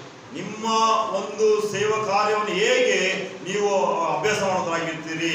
Our accountability to God, that we are accountable to God. ನಾವು ದೇವರಿಗೆ ಲೆಕ್ಕ ಕೊಡುವಂತರಾಗಿದ್ದೇವೆ. We are answerable to Him. ನಾವು ಆತನಿಗೆ ಉತ್ತರ ಕೊಡುವಂತರಾಗಿದ್ದೇವೆ. So the spiritual gift that was given to Timothy, he had to fan into flame. ತಿಮೋಥಿಯನ್ನು ಕೊಡಲ್ಪಟ್ಟಂತಹ ಆ ಒಂದು ವರವನ್ನ ಆತನು ಪ್ರಜ್ವಲಿಸಬೇಕಾಗಿತ್ತು. God has given you the gift to sing, go tell it on the mountain, you have to do it. ಒಂದು ವೇಳೆ ದೇವರು ನಿಮಗೆ ವರವನ್ನು ಕೊಟ್ಟು ಈ ಒಂದು ಗುಡ್ಡವನ್ನು ತಳ್ಳುವಂತ ವರ ಕೊಟ್ಟಿದ್ರೆ ನೀನು ಅದು ಮಾಡಬೇಕು. Fan into flame the gift of singing. ಒಂದು ವೇಳೆ ಆಡುವಂತ ವರ ಕೊಟ್ಟಿದ್ರೆ ಅದರಲ್ಲಿ ಪ್ರಜ್ವಲಿಸಬೇಕು. Fan into flame the gift of teaching. ಬೋಧಿಸುವಂತಹ ವರ ಇರುವುದಾದ್ರೆ ಅದನ್ನೆಲ್ಲ ಪ್ರಜ್ವಲಿಸಬೇಕು. Fan into flame the gift of preaching. ಪ್ರಸಂಗಿಸುವ ಇದ್ರೆ ಅದನ್ನ ನಾವು ಪ್ರಸಂಗಿಸುವಂತರಾಗಿರಬೇಕು. Fan into flame the gift of evangelism. ಸುವಾರ್ಥ ಸೇವೆ ಮಾಡೋದಾದ್ರೆ ನಾವು ಅದರಲ್ಲಿ ಪ್ರಜ್ವಲಿಸುವಂತರಾಗಿರಬೇಕು. Fan into flame the gift of counseling. ನಮಗೆ ಸಮಾಲೋಚನೆ ಕೊಡುವಂತ ವರವಿರುವುದಾದ್ರೆ ಅದನ್ನು ನಾವು ಪ್ರಜ್ವಲಿಸಬೇಕು. Fan into flame the gift of hospitality. ಅತಿ ಸತ್ಕಾರ ಮಾಡೋದಾದ್ರೆ ಅದರಲ್ಲಿ ಕೂಡ ನಾವು ಮಾಡಬೇಕಾಗುತ್ತದೆ. Fan into flame the gift of administration. ಅದು ಒಂದು ಅಧಿಕಾರ ಆಡಳಿತ ಮಾಡುವಂತ ವರವಿರುತ್ತಾದ್ರೆ ಅದನ್ನ ಮಾಡುವಂತರಾಗಿರಬೇಕು. Everything has its own value in God's sight, and God values all the work. ಎಲ್ಲ ಕಾರ್ಯಗಳನ್ನು ದೇವರ ದೃಷ್ಟಿಯಲ್ಲಿ ಅದನ್ನು ಘನಪಡಿಸುತ್ತಾನೆ, ಮೌಲ್ಯೀಕರಿಸುವಂತನಾಗಿರ್ತಾನೆ. No, you can be encouraged, I can be encouraged with what we do with faithfulness, that God is going to ultimately ask, were you faithful? He's going to say, my good and faithful servant, come. ದೇವರು ಎಲ್ಲಾ ವಿಚಾರ ನನ್ನನ್ನು ಮತ್ತು ನಿಮ್ಮನ್ನ ನಂಬಿಗಸ್ತಿಗೆ ನೋಡ್ತಾನೆ. ಕಡೆಯದಾಗಿ ದೇವರು ಹೇಳಿದ್ರೆ ಬಲ ನಂಬಿಗಸ್ತ ಆಳು ನನ್ನ ಸೌಭಾಗ್ಯಕ್ಕೆ ಸೇರಿ ಎಂಬುದಾಗಿ. Well done, thou good and faithful servant. ಬಲ ನಂಬಿಗಸ್ತ ಆಳು ಎಂಬುದಾಗಿ. So we need to be happy about the ministry God has given to us. ದೇವರು ಕೊಟ್ಟಂತ ಒಂದು ಸೇವೆಯಲ್ಲಿ ನಾವು ಸಂತೋಷಪಡುವವರಾಗಿರಬೇಕು. Paul is telling to Timothy, do not neglect your gift. Fan into flame the gift that is given. ಪೌಲನು ತಿಮೋಥಿಗೆ ಹೇಳ್ತಾನೆ, ನಿನಗೆ ಕೊಡಲ್ಪಟ್ಟಂತ ವರಗಳನ್ನ ನೀನು neglect ಮಾಡಬೇಡ, ಅಸಡ್ಡೆ ಮಾಡಬೇಡ ಎಂಬುದಾಗಿ. ಅದರಲ್ಲಿ ಪ್ರಜ್ವಲಿಸು. We need to rekindle. That's what fan into flame is. We need to rekindle the gift that is given to us. ಅದನ್ನ ನಾವು ದಹಿಸುವಂತೆ ಮಾಡಬೇಕು ಆ ಒಂದು ವರವನ್ನ. Don't put down, don't neglect the gift. Don't try to look down upon the gift that is given to you. ನಿನಗೆ ಕೊಡಲ್ಪಟ್ಟಂತ ವರವನ್ನ ನೀನು ಕೆಳಗೆ ಹಾಕಬೇಡ, ಅದನ್ನ ಅಸಡ್ಡೆ ಮಾಡಬೇಡ, ಅದನ್ನ ತಳ್ಳಬೇಡ. Whatever the leadership capacity that God has placed you today, rekindle that gift. ದೇವರು ನಿನಗೆ ಯಾವೆಲ್ಲ ಸಾಮರ್ಥ್ಯ, ನಾಯಕತ್ವದಲ್ಲಿ ಯಾವೆಲ್ಲ ಸಾಮರ್ಥ್ಯ ಕೊಟ್ಟಿದ್ದಾನೋ ಅದನ್ನ ಪುನಃ ಪ್ರಜ್ವಲಿಸುವಂತೆ ಮಾಡು. Don't let that gift sit there unused. ನಿನ್ನ ವರವನ್ನ ಉಪಯೋಗವಿಲ್ಲದಂತೆ ಮಾಡಬೇಡ. Keep it alive and keep it going, keep it growing. ಅದನ್ನ ಯಾವಾಗಲೂ ಜೀವಿಸುವಂತೆ ಮಾಡು, ಮತ್ತೆ ಅದನ್ನ ಅದು ಯಾವಾಗಲೂ ಬೆಳೆಯುವಂತೆ ಮಾಡು. So that is what you find that Paul had been the mentor in Timothy's life. Eunice and Lois had been the mentors in his life, and also you find the church has ordained him with a gift by laying on of their hands, and he had to keep rekindling that gift. ತಿಮೋಥಿಯನನ್ನ ಪೌಲನ್ನು ಮಾರ್ಗದರ್ಶನ ಮಾಡ್ತಿದ್ದನು. ಯೂನಿಕ್ಗಳು ಮತ್ತೆ ಲೋಯಗಳು ಅವರು ಕೂಡ ಅವರನ್ನ ಮಾರ್ಗದರ್ಶನ ಮಾಡ್ತಿದ್ರು. ಸಭೆಯು ಅವನ ಮೇಲೆ ಹಸ್ತಾರ್ಪಣೆ ಮಾಡಿ ಅವರು ಕೊಡಲ್ಪಟ್ಟಂತಹ ಅವನ ವರಗಳನ್ನ ಆತನ ಪ್ರಜ್ವಲಿಸುವಂತೆ ಮಾಡಬೇಕೆಂಬುದಾಗಿ ಪೌಲನು ಆತನಿಗೆ ಸೂಚನೆ ನೀಡುತ್ತಿದ್ದಾನೆ. So we have looked at so far, and this is a gospel-centered letter. ನಾವು ಇಲ್ಲಿವರೆಗೂ ನೋಡಿದ್ದೇನೆಂದ್ರೆ ಈ ಒಂದು ಪತ್ರಿಕೆಯು ಸುವಾರ್ಥ ಕೇಂದ್ರಿತ ಪತ್ರಿಕೆ ಆಗಿದೆ. We also have looked at a gospel-centered mentor.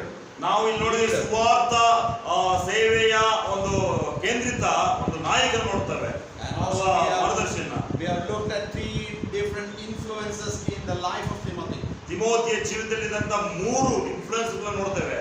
The mentor's influence, ಒಂದು ಮಾರ್ಗದರ್ಶನ ಮಾಡಿದಂತಹ ಒಂದು ಪ್ರೇರಣೆ ಇನ್ಫ್ಲುಯೆನ್ಸ್. godly family influence, ದೈವಿಕ ಕುಟುಂಬದ ಒಂದು ಇನ್ಫ್ಲುಯೆನ್ಸ್ ನೋಡ್ತೇವೆ. the spirit of God's influence by giving him the spiritual gift. ಆತ್ಮವರನ್ನು ಕೊಟ್ಟಂತಹ ಆ ಒಂದು ಪವಿತ್ರಾತ್ಮನ ಒಂದು ಇನ್ಫ್ಲುಯೆನ್ಸ್ ಅನ್ನು ನೋಡ್ತೇವೆ. Now we will look at the gospel-centered bravery or courage. ಈಗ ನಾವು ಸುವಾರ್ಥ ಕೇಂದ್ರಿತ ಒಂದು ಧೈರ್ಯವನ್ನು ನೋಡೋಣ. Paul is charging Timothy with 3 imperatives, 3 commands. ಪೌಲನು ತಿಮೋಥಿಗೆ 3 ಆಜ್ಞೆಗಳನ್ನು ಕೊಡುವಂತನಾಗಿದ್ದಾನೆ. verse 8, the first part of verse 8, you find, do not be ashamed of the gospel. ಮೊದಲನೆಯ 8ನೇ ವಚನದಲ್ಲಿ ಸುವಾರ್ತೆ ನಿಮಿತ್ತವಾಗಿ ನಾಚಿಕೆಗೊಳ್ಳಬೇಡ ಎಂಬುದಾಗಿ. Paul is saying that you have all these mentors, all these people, and the Spirit of God is in charge of your life in ministry. ನಿನ್ನ ಸೇವೆಯಲ್ಲಿ ಎಲ್ಲ ಪವಿತ್ರಾತ್ಮನು ನಿನಗೆ ಸಹಾಯ ಮಾಡೋದ್ರಾಗಿರ್ತದೆ. ಈ ರೀತಿ ಎಲ್ಲ ಮಾರ್ಗದರ್ಶನ ಕೇಳಿದೀಯಾ? So don't be ashamed of the gospel. ಸುವಾರ್ತೆ ನಿಮಿತ್ತವಾಗಿ ನಾಚಿಕೆಗೊಳ್ಳಬೇಡ ಎಂಬುದಾಗಿ ಆತನು ಹೇಳ್ತಿದ್ದಾನೆ. So the same message is applicable to us. We should never be ashamed of the gospel. ಇದೇ ಸಂದೇಶ ನಮಗೂ ಕೂಡ ಅನ್ವಯಿಸಿದ ನಾವು ಕೂಡ ಸುವಾರ್ತೆಗಾಗಿ ನಾಚಿಕೆಗೊಳ್ಳಬಾರದು. We should never be ashamed of Jesus Christ and the ministry. ಯೇಸು ಕ್ರಿಸ್ತನು ಮತ್ತು ಆತನ ಸೇವೆ ಕುರಿತಾಗಿ ಯಾವತ್ತೂ ನಾವು ನಾಚಿಕೆಗೊಳ್ಳಬಾರದು. We should not be ashamed of singing for Christ. ಕ್ರಿಸ್ತನಿಗಾಗಿ ಆಡುವುದನ್ನ ನಾವು ಆಡುವ ವಿಚಾರವನ್ನು ನಾಚಿಕೊಳ್ಳಬಾರದು. We should say that I am a bond slave of Jesus Christ, like Paul saying, I am a servant, the doulos, the bond slave of Jesus Christ. ಆತನು ಹೇಳ್ತಾನೆ, ನಾನು ಯೇಸು ಕ್ರಿಸ್ತನ ಒಂದು ದಾಸನಾಗಿದ್ದೇನೆ, ಗುಲಾಮನಾಗಿದ್ದೇನೆ ಎಂಬುದಾಗಿ. I am working for the heavenly government. ನಾನು ಪರಲೋಕದ ಒಂದು ಸರ್ಕಾರಕ್ಕೆ ನಾನು ಕೆಲಸ ಮಾಡುತ್ತನಾಗಿದ್ದೇನೆ. We are not merely working for the earthly government. ನಾವು ಈ ಲೋಕದ ಸರ್ಕಾರಕ್ಕೆ ಕೆಲಸ ಮಾಡೋರು ಅಲ್ಲ. We have a higher, superior government which is above, that is the heavenly government. ನಮಗೆ ಉನ್ನತವಾದ ಸರ್ಕಾರವಿದೆ, ಅದು ಪರಲೋಕದ ಸರ್ಕಾರ. And we have all the heavenly practices. ನಾವು ಪರಲೋಕ ರಾಜ್ಯದ ಒಂದು ಎಲ್ಲ ಪ್ರಾಕ್ಟೀಸ್ ಮಾಡ್ತೀವಿ, ಅಭ್ಯಾಸ ಮಾಡುವಂತರಾಗಿದ್ದೇವೆ. There is a church father called Polycarp. ಪೋಲಿಕಾರ್ ಎಂಬ ಒಂದು ಸಭೆಯ ಒಂದು ಫಾದರ್ ನೋಡ್ತೀವಿ. He was so passionate about Jesus. ಯೇಸು ಕ್ರಿಸ್ತನ ಕುರಿತಾಗಿರುವಂತಹ ಒಂದು ಅಧಿಕ ಒಳ್ಳ ದಾಹವುಳ್ಳವನಾಗಿದ್ದನು. When he was 86 years old, the governor has asked him to renounce his faith in Jesus and be alive. ಅಲ್ಲಿದ್ದಂತ ಸರ್ಕಾರ ಅವನು ಕರೆದು, ಅವನು 86 ವರ್ಷದವನಾಗಿರುವಾಗ ಆ ಸರ್ಕಾರ ಕರೆದು ಹೇಳಿದು, ಯೇಸುವನ್ನ ತಿರಸ್ಕರಿಸು, ಆಗ ನೀನು ಜೀವಿಸ್ತಿ ಎಂಬುದಾಗಿ. And he said that I am not going to blaspheme Jesus, I am not going to reject Jesus at this age of 86. 86 ವರ್ಷದಲ್ಲಿ ನಾನು ಯೇಸು ಕ್ರಿಸ್ತನ ದೂಷಿಸುವುದಿಲ್ಲ, ಆತನನ್ನು ನಾನು ತಿರಸ್ಕಾರ ಮಾಡುವುದಿಲ್ಲ ಎಂಬುದಾಗಿ ಹೇಳ್ತಾನೆ. I have served the Lord Jesus for past 86 years and he has done nothing wrong to me. How can I blaspheme my King, my Savior? ನಾನು 86 ವರ್ಷಗಳಿಂದ ಆತನ ಸೇವಿಸ್ತಾ ಇದ್ದೇನೆ, ಮತ್ತೆ ಆತನಿಗೆ ಸೇವೆ ಮಾಡೋದನಾಗಿದ್ದೇನೆ. ಆತನು ಯಾವ ಕೆಡುಕನ್ನು ಮಾಡದೇ ಇರುವಾಗ ನನ್ನ ರಾಜನಾಗಿರುವಂತ ಕ್ರಿಸ್ತನನ್ನ ಹೇಗೆ ನಾನು ದೂಷಿಸಲಿ ಎಂಬುದಾಗಿ ಹೇಳ್ತಾನೆ. At the age of 86 he became martyr for Jesus Christ. 86 ವರ್ಷದಲ್ಲಿ ಆತನನ್ನ ರಕ್ತ ಸಾಕ್ಷಿಯಾಗಿ ಸತ್ತನು. He was not ashamed of the gospel at the age of 86. 86 ವರ್ಷದಲ್ಲಿ ಆತನು ಸುವಾರ್ತೆ ನಿಮಿತ್ತವಾಗಿ ನಾಚಿಕೊಳ್ಳಲಿಲ್ಲ. He did not say, I am 86 years old, I am an old man, please leave me, please leave me, I can just forget about Jesus. But he said, I can never blaspheme my King, my Savior. ಆತನು 86 ವರ್ಷದವನಾಗಿರುವಾಗ ನಾನು ಮುದುಕನಾಗಿದ್ದೇನೆ, ನನ್ನ ಮೇಲೆ ದಯ ತೋರಿಸಿ, ಕರುಣೆ ತೋರಿಸಿ ನಾನು ಬಿಟ್ಬಿಡ್ರಿ ಎಂಬುದಾಗಿ ಹೇಳಿಲ್ಲ. ಆದರೆ ಆತನು ಆತನ ದೇವರ ಕರ್ತನಿಗಾಗಿ ಆತನ ಮರಣಕ್ಕೂ ಕೂಡ ಸಿದ್ಧನಾದನು. Jesus said in the gospel that whosoever is ashamed of me, I will be ashamed of him at my second coming. ಸುವಾರ್ತೆಗಳಲ್ಲಿ ಯೇಸು ಕ್ರಿಸ್ತನು ಹೇಳಿದ, ನನ್ನ ವಿಚಾರವಾಗಿ ನಾಚಿಕೊಳ್ಳುವನು, ನಾನು ಬರುವಾಗ ಆತನ ವಿಚಾರದಲ್ಲಿ ಕೂಡ ನಾನು ನಾಚಿಕೊಳ್ಳುತ್ತೇನೆ ಎಂಬುದಾಗಿ. And you find again, we not only need to be not to be ashamed, but also we need to suffer for the gospel. You find 8 onwards again down. ನಾವು 8ನೇ ವಚನದಲ್ಲಿ ನೋಡುವುದಾದ್ರೆ ನಾವು ಸುವಾರ್ತೆಗಾಗಿ ನಾಚಿಕೊಳ್ಳುವುದಿಲ್ಲ, ಆದರೆ ಸುವಾರ್ತೆ ವಿಷಯ ಸಂಕಟದಲ್ಲಿ ಬೀಳುವುದಕ್ಕೂ ನಾವು ಸಿದ್ಧರಾಗಿರಬೇಕೆಂಬುದಾಗಿ. We need to suffer, we need to endure hardship for Jesus Christ.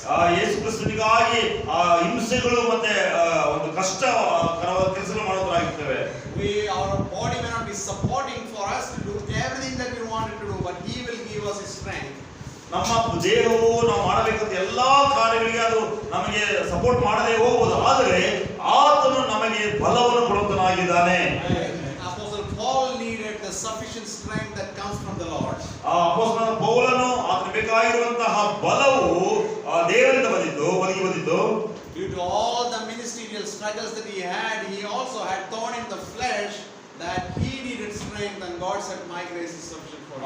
ಎಲ್ಲಾ ರೀತಿಯಾದ ಕಷ್ಟಗಳು, ಉಪದ್ರವ, ಸಮಸ್ಯೆಗಳ ಮಧ್ಯದಲ್ಲಿ ಹಾದು ಹೋಗುವಾಗ ಕೂಡ ಆತನ ಬಹಳ ಬಲದಿಂದ ಆಗುವಾಗ ಆತನ ಕರ್ತನ ಕೃಪೆಯೇ ನನಗೆ ಸಾಕು ಎಂಬುದಾಗಿ ಹೇಳುವಂತನಾಗಿದ್ದನು. Because we are in the ministry, we are not guaranteed for a better health. ನಾವು ಸೇವೆಯಲ್ಲಿರುವಾಗ ನಮಗೆ ಇಲ್ಲ.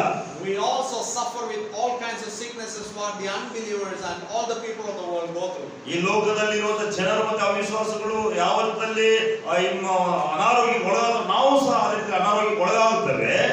And when we go through all the bodily difficulties and sicknesses, we should not doubt our faith.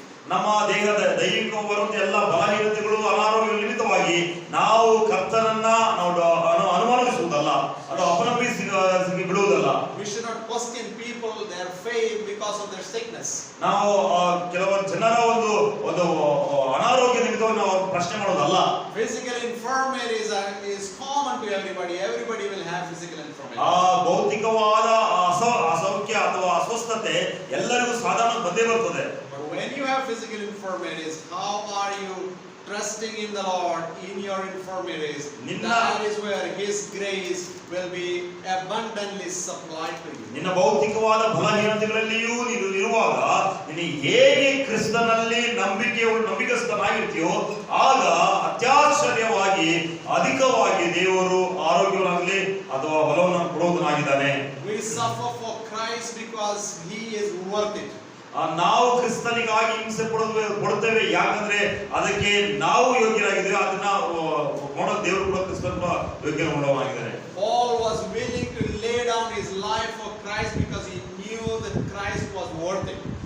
ಪೌಲನು ತನ್ನ ಜೀವಿತವನ್ನ ಕೊನೆಗಾಣಿಸಲು ಕೂಡ ಸಿದ್ಧನಾಗಿದ್ದಾನೆ. ಯಾಕಂದ್ರೆ ಕ್ರಿಸ್ತನ ನಿಮಿತ್ತವಾಗಿ ಆ ಒಂದು ಕೊನೆಗಾಣಿಸುವುದು ಆತನ ಒಂದು ಆಸೆಯಾಗಿತ್ತು. Don't be ashamed of the gospel. ಸುವಾರ್ತೆ ನಿಮಿತ್ತವಾಗಿ ನಾಚಿಕೊಳ್ಳೋದು ಬೇಡ. Be ready to suffer for the gospel. ಸುವಾರ್ತೆಗಾಗಿ ಹಿಂಸೆ ಪಡೋದಕ್ಕೆ ನಾವು ಸಿದ್ಧವಾಗೋಣ. And expect suffering when we proclaim the gospel. ನಾವು ಸುವಾರ್ತೆ ಪ್ರಕಟಿಸುವಾಗ ನಾವು ಅನೇಕ ಸಮಸ್ಯೆಗಳನ್ನ ಎದುರುಗೊಳ್ಳುವುದಾಗಿರ್ತೇವೆ. 10 to 12 will read. 11 ರಿಂದ 12 ವಚನ ನೋಡೋಣ. And which now has been manifested through the appearing of our Savior Christ Jesus, who abolished death and brought life and immortality to life through the gospel, for which I was appointed a preacher and apostle and teacher, which is why I suffer as I do, but I am not ashamed, for I know whom I have believed, and I am convinced that He is able to guard until that day which has been entrusted to me. ಆತನು ಅನಾದಿ ಕಾಲದಲ್ಲಿ ಆ ಕೃಪೆಯನ್ನು ಕ್ರಿಸ್ತ ಯೇಸು ನಮಗೆ ಅನುಗ್ರಹಿಸಿ ಈಗ ನಮ್ಮ ರಕ್ಷಕನಾದ ಕ್ರಿಸ್ತ ಯೇಸುವಿನ ಪ್ರತ್ಯಕ್ಷತೆಯ ಮೂಲಕ ಅದನ್ನು ಪ್ರಕಾಶಪಡಿಸಿದ್ದಾನೆ. ಆತನು ಮರಣವನ್ನ ನಿವೃತ್ತಿ ಮಾಡಿ ಸುವಾರ್ತೆಯ ಮೂಲಕ ಜೀವನವನ್ನು ನಿರ್ಲಯತ್ವವನ್ನು ಪ್ರಕಾಶಗೊಳಿಸಿದನು. ಆ ಸುವಾರ್ತಾಭಿವೃದ್ಧಿಗೋಸ್ಕರ ನಾನು ಸಾರ್ವನಾಗಿಯೂ ಅಪೊಸ್ತಲನಾಗಿಯೂ ಉಪದೇಶಕನಾಗಿಯೂ ನೇಮಿಸಲ್ಪಟ್ಟಿದ್ದೇನೆ. ಇದರ ನಿಮಿತ್ತದಿಂದಲೇ ಈ ಶ್ರಮೆಗಳು ಅನುಭವಿಸುತ್ತಾ ಇದ್ದೇನೆ. ಆದರೂ ನಾನು ನಾಚಿಕೆ ಪಡುವುದಿಲ್ಲ. ನಾನು ನಂಬಿರುವ ಆತನನ್ನು ಬಲ್ಲೆನು. ಆತನು ನನ್ನ ವಶದಲ್ಲಿಟ್ಟಿರುವುದನ್ನ ಆತನು ಆ ದಿನಕ್ಕಾಗಿ ಕಾಪಾಡುವುದಕ್ಕೆ ಶಕ್ತನಾಗಿದ್ದಾನೆಂದು ದೃಢವಾಗಿ ನಂಬಿದ್ದೇನೆ. ಈಗ ನೀವು ಯೋಚಿಸಬೇಕೆಂಬುದಾಗಿ ನಾನು ಬಯಸುತ್ತೇನೆ. ಒಂದು ಪ್ರಶ್ನೆ ಕೇಳ್ತೇನೆ. What does it mean to suffer for the gospel? ಆ ಸುವಾರ್ತೆಗಾಗಿ ಶ್ರಮೆಯನ್ನು ಅನುಭವಿಸುವುದಂದ್ರೆ ಏನು? Everybody think. ಎಲ್ಲರೂ ಯೋಚನೆ ಮಾಡ್ರಿ. What does it mean to suffer for the gospel? ಸುವಾರ್ತೆಗಾಗಿ ಶ್ರಮೆ ಅನುಭವಿಸುವುದಂದ್ರೆ ಏನು? What do you think? ನೀವೇಂದ್ರೆ ಅದು ಏನು ಬಯಸ್ತೀರಾ? ಏನಂತೀರಾ? Give any answer. It's no problem whether right answer, wrong answer. Everything is an answer. ಅದು ಕಲಿಯಬೇಕಾಗಿರುವುದಲ್ವಾ? If you are going and sharing gospel, maybe opponents, some people who doesn't like us, and they will harm and they will try to hurt us. They'll hurt us. Yeah, sharing gospel and being persecuted for the gospel. Suffering for the gospel means being persecuted for the gospel. Any other? If you work as a ಸೇವೆ ಅದನ್ನ ಮಾಡಬಾರ್ದು ಸೈತಾನ ಶೋಧನೆ ತಂದಿದ್ದಾನೆ.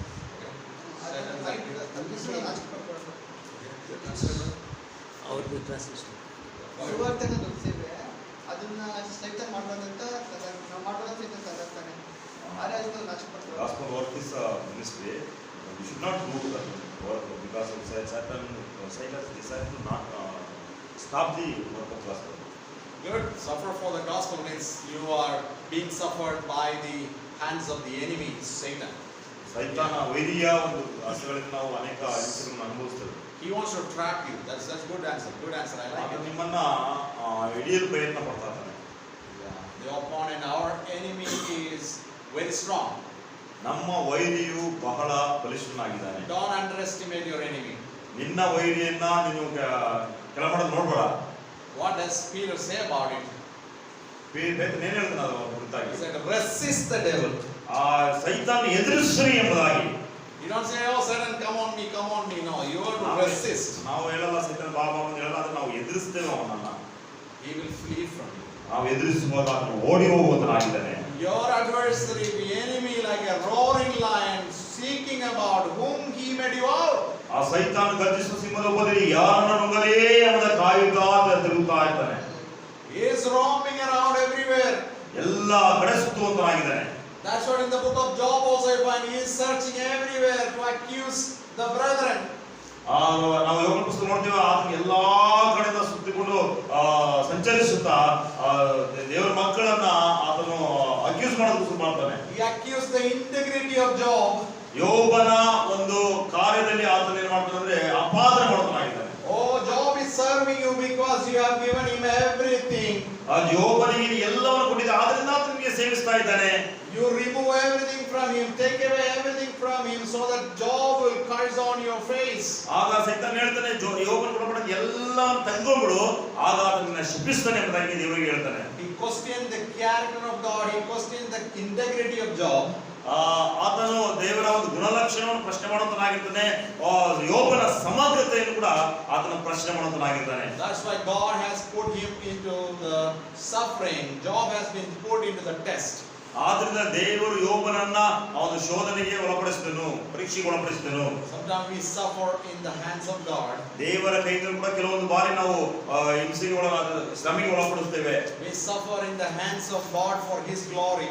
ಆತನ ಮಹಿಮೆಗಾಗಿ ಆತನ ಕೈಯಿಂದ ನಾವು ಶ್ರಮೆಗೆ ಒಳಪಡುತ್ತೇವೆ. God said, you can test Job any way you want, but do not touch his life. ಯೋಬನ ಪ್ರಾಣ ಹೊರತುಪಡಿಸಿ ನೀನೇನು ಬೇಕಾದ್ರೆ ಮಾಡಿ ಎಂಬುದಾಗಿ ಸೈತಾನನಿಗೆ ಒಂದು ಅನುಮತಿ ಕೊಡ್ತಾರೆ. So enemy is always strongly opposing us, and we need to be knowing that he accuses, and he is an accuser from the beginning. ಆತನು ಆರಂಭದಲ್ಲಿ ಅಪಾದಕನು, ಹಾಗಾಗಿ ನಮ್ಮನ್ನ ಎಲ್ಲಾ ವಿಷಯಗಳಲ್ಲಿ ಅಪಾದಿಸುವುದರಾಗಿರ್ತಾನೆ. Any other question, any other answers that you have, that why the suffering, when we proclaim the gospel, we suffer. What does it mean to suffer for the gospel? ಬೇರೆ ಯಾರಾದ್ರೂ ಏನಾದ್ರು ಈ ಒಂದು ಹಿಂಸೆ ಕುರಿತು ಶ್ರಮೆ ಕುರಿತಾಗಿ ನಿಮಗೆ ಏನಾದ್ರೆ ಹೇಳಬಹುದು. Satan doesn't like kingdom of God should come. Yeah, Satan doesn't like the kingdom of God spreading and expanding. Yeah.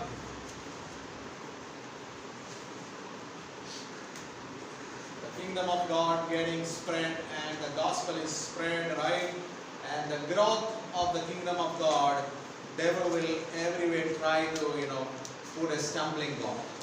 ಸೈತಾನನು ದೇವರ ರಾಜ್ಯವನ್ನ ಬೆಳೆಯುವುದಕ್ಕೆ ನಮಗೆ ಬಿಡೋದಕ್ಕೆ ಇಷ್ಟಪಡೋದಿಲ್ಲ, ಹಾಗಾಗಿ ಎಲ್ಲ ಕಡೆ ಆತನ ತಡೆಗೋಡೆಗಳು ನಿರ್ಮಿಸುತ್ತಾಗಿರ್ತಾನೆ.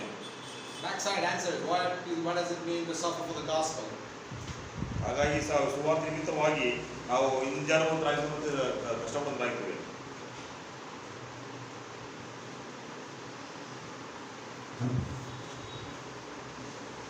Suffer for the gospel, the first and foremost thing I would say that you are suffering, you are sharing the gospel. You are sharing gospel itself is, that has to do with suffering for the gospel, because people need to hear the gospel. For that you are making every effort to reach to people in the village, in the house churches, in the church, in the city, where you live, everywhere. You are trying to suffer for the gospel because people are not willing to listen to you. But you have to remove all those caveats and get into them, and you need to say, Jesus Christ is Lord. That itself is a big suffering that you have to undergo to get to the gospel and get the gospel across to them. ಆ ಸುವಾರ್ತೆಯನ್ನ ತಲುಪದ ಹಳ್ಳಿಗಳಿಗೆ ಮತ್ತೆ ಚಿಕ್ಕ ಚಿಕ್ಕ ಸಭೆಗಳಿಗೆ ಜನಗಳಿಗೆ ತಲುಪಿಸುವಾಗ ಪಡುವಂತ ಪ್ರಯಾಸಗಳು, ಅದಕ್ಕೆ ಬರುವಂತ ಎಲ್ಲಾ ತಡೆಗಳನ್ನ ಮೀರಿ ಹೋಗುವುದು ಏನಂದ್ರೆ ದೇವರ ರಾಜ್ಯವನ್ನ ಪ್ರಖ್ಯಾತಿಪಡಿಸುವುದಕ್ಕೋಸ್ಕರವಾಗಿ. The salvation is experienced only through the presentation of the gospel. ರಕ್ಷಣೆಯನ್ನ ಅನುಭವಿಸುವುದು ಹೇಗೆಂದ್ರೆ ಸುವಾರ್ತೆಯನ್ನ ಪ್ರಕಟಿಸುವಾಗಲೇ. So So Satan is opposing, people are opposing, government is opposing. ಸೈತಾನನು All ವಿರೋಧಿಸ್ತಾನೆ, these- ಜನರು ವಿರೋಧಿಸ್ತಾರೆ, ಮತ್ತೆ ಆ ಸರ್ಕಾರವು ಎಲ್ಲರೂ ಕೂಡ ಈ ಕಾರ್ಯಕ್ಕೆ ವಿರೋಧವನ್ನು ವ್ಯಕ್ತಪಡಿಸ್ತಾರೆ. Satan is using all these, people, all these people as enemies, putting before us a stumbling block to the gospel. ಈ ಸುವಾರ್ತೆ ವಿರುದ್ಧವಾಗಿ ಇಲ್ಲಿ ಈ ರೀತಿಯ ಎಲ್ಲಾ ಜನರನ್ನು ಆತನು ಉಪಯೋಗಿಸಿ ಒಂದು ತಡೆಗಳಾಗಿ ಆತನು ಹಾಕುವಂತನಾಗಿದ್ದಾನೆ. Those people are not the real ones, but they are being used by the devil. They are possessed by the devil. ಯಾರ್ಯಾರು ಇದಕ್ಕೆ ವಿರುದ್ಧವಾಗಿ ಮಾಡ್ತಾರೆ ಅವರು ಬೇಕಂತ ಮಾಡಿದ್ರು, ಆದ್ರೆ ಅವರು ಸೈತಾನದಿಂದ ಪ್ರೇರೇಪಿಸಲ್ಪಟ್ಟರು ಮತ್ತು ಸೈತಾನದಿಂದ ಹಿಡಿಯಲ್ಪಟ್ಟವರು ಈ ಕಾರ್ಯವನ್ನು ಮಾಡ್ತಾರೆ. They are influenced by the Satan and possessed by the Satan. That is why they kill also people who preach the gospel. ಸುವಾರ್ಥ ಸೇವೆಯನ್ನು ಮಾಡುತ್ತವರನ್ನ ಅನೇಕರು ಕೊಲ್ತಾರೆ. ಯಾಕಂದ್ರೆ ಅವರು ಸೈತಾನದಿಂದ ಹಿಡಿಯಲ್ಪಟ್ಟವರು, ಸೈತಾನ ತುಂಬಿಸಲ್ಪಟ್ಟವರು ಆಗಿರ್ತಾರೆ. ಹಾಗಾಗಿ ಅದನ್ನು ಮಾಡ್ತಾರೆ. No person can go to heaven without believing in Jesus Christ. ಯೇಸು ಕ್ರಿಸ್ತನನ್ನ ನಂಬದೆ ಯಾರು ಕೂಡ ಪರಲೋಕ ರಾಜ್ಯಕ್ಕೆ ಹೋಗಕ್ಕೆ ಸಾಧ್ಯನೇ ಇಲ್ಲ. That is the exclusivity of the gospel and salvation. ರಕ್ಷಣೆ ಮತ್ತೆ ಸುವಾರ್ತೆಯಲ್ಲಿರುವಂತಹ ಆ ಒಂದು ಕಾರ್ಯಗಳು ಆಗಿದೆ. There is no Jesus plus something else. Jesus plus something, nothing like Jesus plus something else. ಯೇಸುವಿನಂತಹ ರೀತಿ ಬೇರೆ ಯಾವುದೂ ಇರುವುದಿಲ್ಲ. Jesus and only Jesus. ಯೇಸುವೇ ಒಬ್ಬನೇ ಯೇಸು ಆಗಿದ್ದಾನೆ. One and only Jesus. ಆತನ ಒಬ್ಬನೇ, ಬೇರೆ ಯಾರು ಇಲ್ಲ. So that is what we need to elevate the name, the only name, the one and only person who can save anybody from hell to heaven is Jesus Christ himself. ನರಕದಿಂದ ತಪ್ಪಿಸುವಂತಹ ಯಾರಾದರೂ ಇದ್ರೆ ಆತನ ಒಬ್ಬನೇ, ಆತನ ಯೇಸು ಸ್ವಾಮಿ. ಆತ ನರಕದಿಂದ ತಪ್ಪಿಸಿ ಪರಲೋಕ ರಾಜ್ಯವನ್ನು ಕೊಡುತ್ತಾನಾಗಿದ್ದಾನೆ.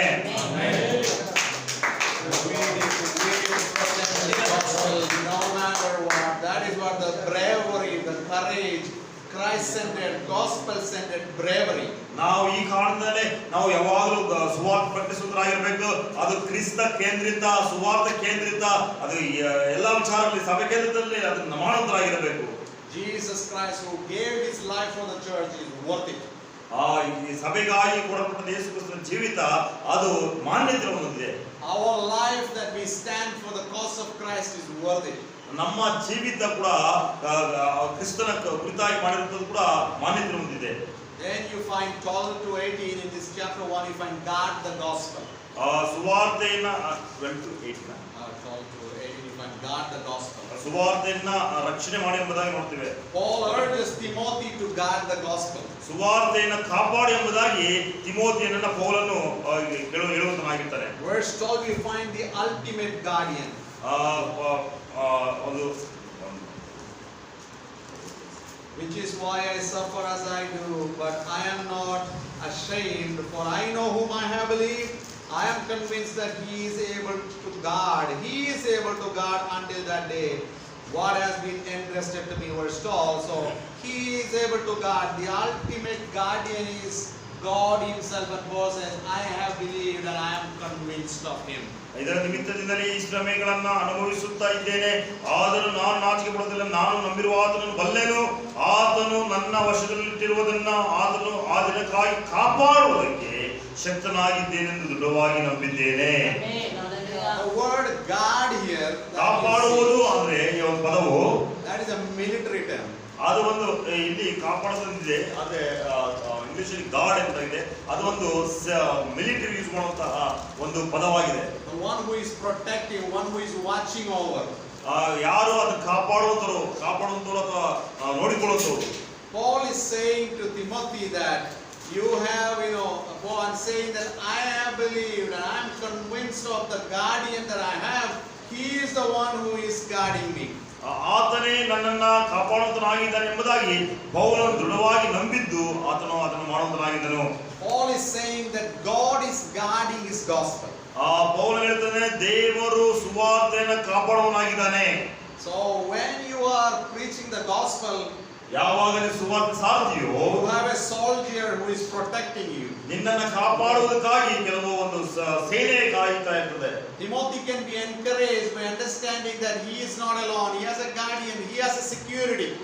ತಿಮೋಥಿ ಮುಂದೆ ಅರ್ಥ ಆಯ್ತು, ಪೌಲನು ಒಬ್ಬನೇ ಇಲ್ಲ, ಆದ್ರೆ ಆತನನ್ನ ಕಾಯುವುದಕ್ಕೆ ಅನೇಕರಿದ್ದಾರೆ ಎಂಬುದಾಗಿ. God is his security.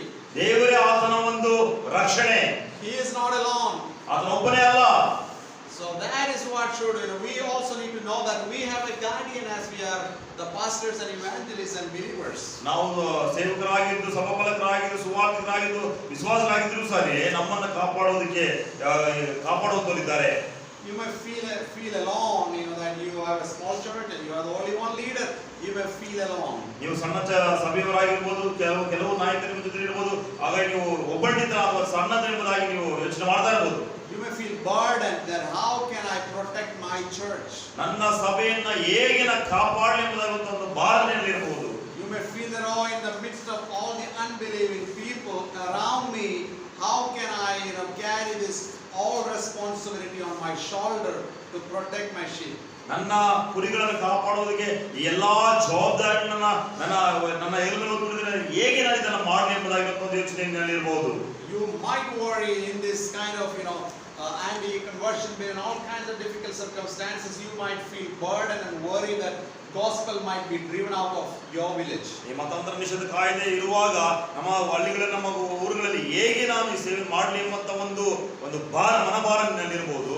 But Paul was confident that he says, I am convinced and I believe whom I have believed, I know whom I have believed, and he is going to guard the gospel. ಪೌಲನಿಗೆ ಬಹಳ ನಂಬಿಕೆ, ಸ್ಥಿರ ವಿಶ್ವಾಸ ಇತ್ತು. ನನ್ನನ್ನು ಕರೆದಾತನು, ನನ್ನ ನಡೆಸುವಾತನು, ಆತನು ಎಲ್ಲ ಒಂದು ಸುವಾರ್ಥ ಕಾರ್ಯಗಳನ್ನ ಅದರ ರಕ್ಷಣೆ ಮಾಡುವುದನ್ನಾಗಿರ್ತಾನೆ ಎಂಬುದಾಗಿ. He says, I am convinced of that, who is able to guard, and he was able to rely on God's faithfulness. ಆತನು ದೇವರ ನಂಬಿಗಸ್ತಿಕೆಯ ಮೇಲೆ ನಿಂತುಕೊಳ್ಳೋದಕ್ಕೆ ಬೇಕಾಗಿರುವ ಎಲ್ಲ ಒಂದು ಭರವಸೆಗಳು ಆತನಲ್ಲಿದೆ ಎಂಬುದಾಗಿ ಆತನು ನಂಬಿದನು. Even when we are not faithful, God is faithful. ನಾವು ನಂಬಿಗಸ್ತರಲ್ಲ, ಆದರೆ ದೇವರು ನಂಬಿಗಸ್ತನಾಗಿದ್ದಾನೆ. God is always faithful. ದೇವರು ಯಾವಾಗಲೂ ನಂಬಿಗಸ್ತನಾಗಿದ್ದಾನೆ. He was faithful yesterday. ನಿನ್ನೆ ದಿನ ಆತನು ನಂಬಿಗಸ್ತನಾಗಿದ್ದನು. He is faithful today. ಈ ದಿನವೂ ಆತನು ನಂಬಿಗಸ್ತನಾಗಿದ್ದಾನೆ. He will be faithful tomorrow. ನಾಳೆಯೂ ಆತನು ನಂಬಿಗಸ್ತನಾಗಿದ್ದಾನೆ. ಆತನ ತಲತಲಾಂತರವೂ ಕೂಡ ಆತನು ನಂಬಿಗಸ್ತನಾಗಿದ್ದಾನೆ. His faithfulness is not contingent upon our faithfulness. ನಮ್ಮ ನಂಬಿಕೆಯ ಮೇಲೆ ಆತನ ನಂಬಿಗಸ್ತಿಕೆ ನಿಂತಿಲ್ಲ. He is always faithful, and that is his character, unchanging character of his faithfulness. ಆತನಲ್ಲಿ ಬದಲಾವಣೆ ಆಗದಂತಹ ಒಂದು ಗುಣಲಕ್ಷಣ ಇದೆ. ಅದೇನೆಂದ್ರೆ ಆತನು ಯಾವಾಗಲೂ ನಂಬಿಗಸ್ತನಾಗಿರುವಂತಹ ಒಂದು ಗುಣಲಕ್ಷಣ. He said that I will build my church. ಆತನು ಹೇಳಿದ, ನಾನು ಸಭೆಯನ್ನ ಕಟ್ತೇನೆ. Gates of hell shall not prevail against it. ಪಾತಾಳದ ಒಂದು ದ್ವಾರಗಳು ಅದನ್ನ ಆಡಳಿತ ಮಾಡಲಾಗದಂತಾಗಿ. It is his church that you are serving. ನೀನು ಆತನ ಸಭೆಗೆ ಸೇವೆ ಮಾಡುತ್ತಾಗಿದ್ದೀಯಾ. It is your privilege to serve the king. ನಿನಗೆ ಅರಸನಿಗೆ ಸೇವೆ ಮಾಡುವಂತ ಅವಕಾಶ ನಿನಗೆ ಕೊಡಲ್ಪಟ್ಟಿದೆ. You should be proud of serving the King of Kings and the Lord of Lords. ರಾಜಾಧಿರಾಜನ ಕರ್ತಾಧಿಕರ್ತನಾಗಿರುವಂತ ದೇವರಿಗೆ ನೀನು ಸೇವೆ ಮಾಡೋದಕ್ಕಾಗಿ ನೀನು ಹೆಮ್ಮೆ ಪಡುವುದರಾಗಿರಬೇಕು. He is faithful to guard the gospel that you are carrying in your hand. You feel feeble, you feel that you are not able to carry forward, but with his strength, he is the guardian, always guarding you. ಆತನ ಸುವಾರ್ತೆ ನೀನು ನಿನ್ನ ಕೈಯಲ್ಲಿ ಹೊತ್ತುಕೊಂಡು ಹೋಗುವಾಗ ನೀನು ಅದನ್ನ ಹೊರಲಿಕ್ಕೆ ಆಗದಷ್ಟು ಒಂದು ಬಲದಿಂದ ಹೊಂದಿಕೊಳ್ಳಬಹುದು. ಆದರೆ ಅದನ್ನ ಸಂರಕ್ಷಿಸಲು ಆತನೊಬ್ಬನೇ ಯೋಗ್ಯನಾಗಿದ್ದಾನೆ. Verse 13 and 14 we find that Timothy is the guardian of the gospel also. 13 ನೋಡ್ತೀವಿ, ತಿಮೋಥಿಯನು ಸಹ ಆ ಸುವಾರ್ತೆಯನ್ನ ಕಾಪಾಡುವಂತನಾಗಿದ್ದಾನೆ, ಸಂರಕ್ಷಿಸುವನಾಗಿದ್ದಾನೆ ಎಂಬುದಾಗಿ.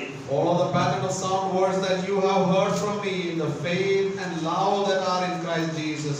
By the Holy Spirit who dwells within us, guard the gospel deposit entrusted to you. ನೀನು ಕ್ರಿಸ್ತ ಯೇಸುವಿನಲ್ಲಿ ನಂಬಿಕೆಯೂ ಪ್ರೀತಿಯೂ ಉಳ್ಳವನಾಗಿ ನನ್ನಿಂದ ಕೇಳಿದ ಸ್ವಸ್ಥ ಬೋಧನ ವಾಕ್ಯಗಳನ್ನು ಮಾದರಿ ಮಾಡಿಕೊಂಡು ಅನುಸರಿಸು. ನಿನ್ನ ವಶಕ್ಕೆ ಕೊಡಲ್ಪಟ್ಟಿರುವುದನ್ನ ಶ್ರೇಷ್ಠವೆಂದು ತಿಳಿದು ನಮ್ಮಲ್ಲಿ ವಾಸವಾಗಿರುವ ಪವಿತ್ರಾತ್ಮ ಮೂಲಕ ಕಾಪಾಡು ಎಂಬುದಾಗಿ. ಆ ಕಾಪಾಡನ್ನು ಪದನ ಧರಿಸ ಗಾಡಿ. He is charged to hold on to the sound doctrines. ಆತನ ಸ್ವಸ್ಥ ಬೋಧನೆಯನ್ನ ಹಿಡಿದುಕೊಳ್ಳಲು ಅದನ್ನ ಸೂಚನೆ ಕೊಡ್ತಾನೆ. That is the healthy doctrine that he had to hold on to and he had to continue to teach. ಆ ಆರೋಗ್ಯಕರವಾಗಿರುವ ಸ್ವಸ್ಥ ಬೋಧನಾ ವಾಕ್ಯಗಳನ್ನ ಹಿಡಿದುಕೊಳ್ಳುವುದಕ್ಕೂ ಮತ್ತು ಅದನ್ನ ಅಭ್ಯಾಸ ಮಾಡೋದಕ್ಕೂ ಮತ್ತೆ ಬೋಧಿಸುವುದಕ್ಕೆ ಆತನಿಗೆ ಸೂಚನೆ ಕೊಡುವುದಾಗಿದ್ದಾನೆ.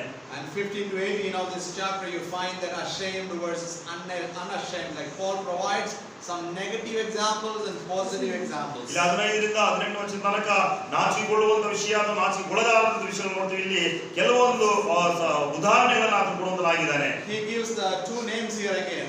ಇಲ್ಲಿ ಎರಡು ಹೆಸರು ಕೊಡ್ತಾನೆ. First Timothy we have looked at two names. ಮೊದಲ ತಿಮೋಥೆಯ ಎರಡು ಹೆಸರು ನೋಡಿದ್ದೇವೆ. That we have looked at that Hymenaeus and Alexander. ಮೇನಿಯನು ಮತ್ತು ಅಲೆಕ್ಸಾಂದ್ರಿಯನು ಕುರಿತು ನೋಡಿದ್ದೇವೆ. The negative example. ಅದು ನೆಗೆಟಿವ್ ಆಗಿರುವಂತ ಒಂದು ಉದಾಹರಣೆ. Who left the faith. ಅವನ ನಂಬಿಕೆ ಬಿಟ್ಬಿಟ್ರು. Here you find two names. ಪುನಃ ಇಲ್ಲಿ ಎರಡು ಹೆಸರು ನೋಡ್ತೇವೆ. Can you tell those names? ಪುಗೇಲನು ಮತ್ತೆ ಹೆರ್ಮೋಗನನು. Phygelus and Hermogenes. ಪುಗೇಲನು ಮತ್ತೆ ಹೆರ್ಮೋಗನನು. Everybody say please. ಎಲ್ಲರೂ ಹೇಳ್ರಿ ಇದನ್ನ. 15 ವರ್ಷದಲ್ಲಿ ಪುಗೇಲನು ಹೆರ್ಮೆಗನನು. What did ಹೇಳ್ರಿ. they do? ಪುಗೇಲನು ಹೆರ್ಮೆಗನನು. What did they do? ಅವ್ರು ಏನ್ ಮಾಡಿದ್ರು? Verse 15 says, 15 ವರ್ಷ ಹೇಳ್ತದೆ. they turned away. ಅವರು ಹಿಂದಿರುಗಿ ಹೋದ್ರು. ಬಿಟ್ಬಿಟ್ರು. ಬಿಟ್ಬಿಟ್ರು ಎಂಬುದಾಗಿ. The negative example. ಅದು ಒಂದು ಕೆಟ್ಟ ಒಂದು ಉದಾಹರಣೆ. In your ministry, ನಿಮ್ಮ ಸೇವೆಯಲ್ಲಿ there will be some people who are going to turn away from you. ಅನೇಕರು ನಿಮ್ಮನ್ನ ಕೈ ಬಿಡುವಂತ ಒಂದು ಪರಿಸ್ಥಿತಿ ಬರ್ತದೆ. Don't think that everybody whom you are leading to Christ are going to follow you all the time. ನೀವು ಯಾವ ಯೋಚನೆ ಮಾಡಿದ್ರೆ ನೀವು ಯಾರನ್ನೆಲ್ಲ ದೇವರಲ್ಲಿ ನಡೆಸ್ತಾ ಇದ್ರೆ ಅವ್ರು ಯಾವಾಗ ನಿಮ್ಮ ಜೊತೆಲಿರ್ತಾರೆ ಅಥವಾ ನಿಮ್ಮ ಕೈ ಹಿಡಿತಾರೆ ಎಂಬುದಾಗಿ ಅವ್ರು ಕೈ ಬಿಡುವಂತವರಾಗಿರ್ತಾರೆ. So tell those names again, two names. ಆ ಎರಡು ಹೆಸರು ಹೇಳ್ರಿ. ಪುಗೇಲನು ಹೆರ್ಮೆಗನನು. ಪುಗೇಲನು ಹೆರ್ಮೆಗನನು. Thank you so much. So these people, these two gentlemen have disappointed Apostle Paul. ಅಪೊಸ್ತಲನಾದ ಪೌಲನನ್ನ ಈ ಇಬ್ಬರು ವ್ಯಕ್ತಿಗಳು ಅವರನ್ನ ನಿರಾಶೆಗೊಳಿಸಿದರು. Can you think of someone who has disappointed you in the ministry? ನಿಮ್ಮ ಸೇವೆಯಲ್ಲಿ ನಿಮಗೆ ಯಾರಾದರೂ ನಿರಾಶೆಗೊಳಿಸಿರುವಂತ ಹೆಸರುಗಳನ್ನು ಗೊತ್ತಿದೆಯಾ? The people that you pray for, the people that you care for, that you continuously help, those people sometimes going to disappoint you. ನೀವು ಅವರನ್ನ ಗಮನಿಸುವಂತ ವ್ಯಕ್ತಿಗಳನ್ನ ಅವ್ರಿಗಾಗಿ ಪ್ರಾರ್ಥನೆ ಮಾಡ್ತೀರಾ, ಅವ್ರಿಗಾಗಿ ಅನೇಕ ವಿಷಯಗಳು ಮಾಡ್ತೀರಾ, ಅವರನ್ನ ಸೇವೆಯಲ್ಲಿ ವಾಕ್ಯದಲ್ಲಿ ಬಹಳ ಚೆನ್ನಾಗಿ ನಡೆಸಿದ್ರು ಕೂಡ ಅವರು ನಿಮ್ಮನ್ನ ನಿರಾಶೆಗೊಳಿಸುವುದರಾಗಿರ್ತಾರೆ. These two people, they are the Phygelus and Hermogenes. They have disappointed Paul. ಈ ಪುಗೇಲನು ಮತ್ತೆ ಹೆರ್ಮೋಗನನ್ನು ಅಪೊಸ್ತಲನಾದ ಪೌಲನನ್ನ ನಿರಾಶೆಗೊಳಿಸಿದ್ರು ಎಂದು ನೋಡ್ತೇವೆ. But there is also another name that is given, which is a positive example. ಅಲ್ಲೇ ಒಂದು ಸಕಾರಾತ್ಮಕವಾಗಿರುವಂತಹ ಒಂದು ಉದಾಹರಣೆಯನ್ನ ಕೊಡ್ತಾರೆ ಅಲ್ಲಿ. Can you read that? Is the next verse, 16th verse. ಒನೇಸಿಫೋರನು. Everybody say that name. ಒನೇಸಿಫೋರನು. Onesiphorus in English. Yes. Okay. Onesiphorus, right? So Paul talks about this person and he says he has refreshed me. ಆತನು ಪೌಲನು ಹೇಳಿದನೆ, ಒನೇಸಿಫೋರನ ಮನೆಯವರು ಕರ್ತನ ಕರುಣೆಯನ್ನ ತೋರಿಸಲಿ, ಅವನು ಅನೇಕ ವರ್ಷ ನನ್ನನ್ನ ಆಧರಿಸಿದನು ಎಂಬುದಾಗಿ. Paul loved this servant. ಪೌಲನು ಈ ಒಂದು ಸೇವಕರನ್ನ ಇದು ಮಾಡ್ತಿದ್ದ. Onesimus is different than you find in Colossians. ಕೊಲೆಸೆಪತ್ರಿಯಲ್ಲಿರುವಂತಹ ವ್ಯಕ್ತಿ ಬೇರೆ. That is Onesimus and this Onesiphorus. ಅದು ಒನೇಸಿಮನು ಮತ್ತು ಇದು ಒನೇಸಿಫೋರನು. Good. Good to say. Separate, different people. And here you find this person has refreshed Paul and Paul loved this servant. ಈ ಒಂದು ವ್ಯಕ್ತಿಯನ್ನ ಪೌಲನು ಪ್ರೀತಿ ಮಾಡೋದಾಗಿರ್ತದೆ, ಯಾಕಂದ್ರೆ ಅವನನ್ನ ಆದರಣೆ ಮಾಡಿದ ನೋಡ್ತೇವೆ. A positive influence in the life of Paul. ಪೌಲನ ಜೀವಿತದಲ್ಲಿ ಒಂದು ಸಕಾರಾತ್ಮಕವಾಗಿರುವಂತಹ ಒಂದು ಪ್ರೇರೇಪಣೆ. There are some people that you always want to remember in your mind, in your ministry. ನಿಮ್ಮ ಜೀವಿತಗಳಲ್ಲಿ ಮತ್ತು ನಿಮ್ಮ ಮನಸ್ಸಿನಲ್ಲಿ ಮತ್ತು ಸೇವೆಯಲ್ಲಿ ಯಾವಾಗಲೂ ನೆನಪು ಮಾಡಿಕೊಳ್ಳುವಂತ ವ್ಯಕ್ತಿಗಳಾಗಿರ್ತಾರೆ. There are some people that you don't want to be remembered. ಕೆಲವು ವ್ಯಕ್ತಿಗಳನ್ನು ನಿಮ್ಮ ಜೀವಿತಗಳಲ್ಲಿ ನಿಮ್ಮ ಸೇವೆಯಲ್ಲಿ ಜ್ಞಾಪಿಸಲು ಕೂಡ ಇಷ್ಟಪಡೋದಿಲ್ಲ.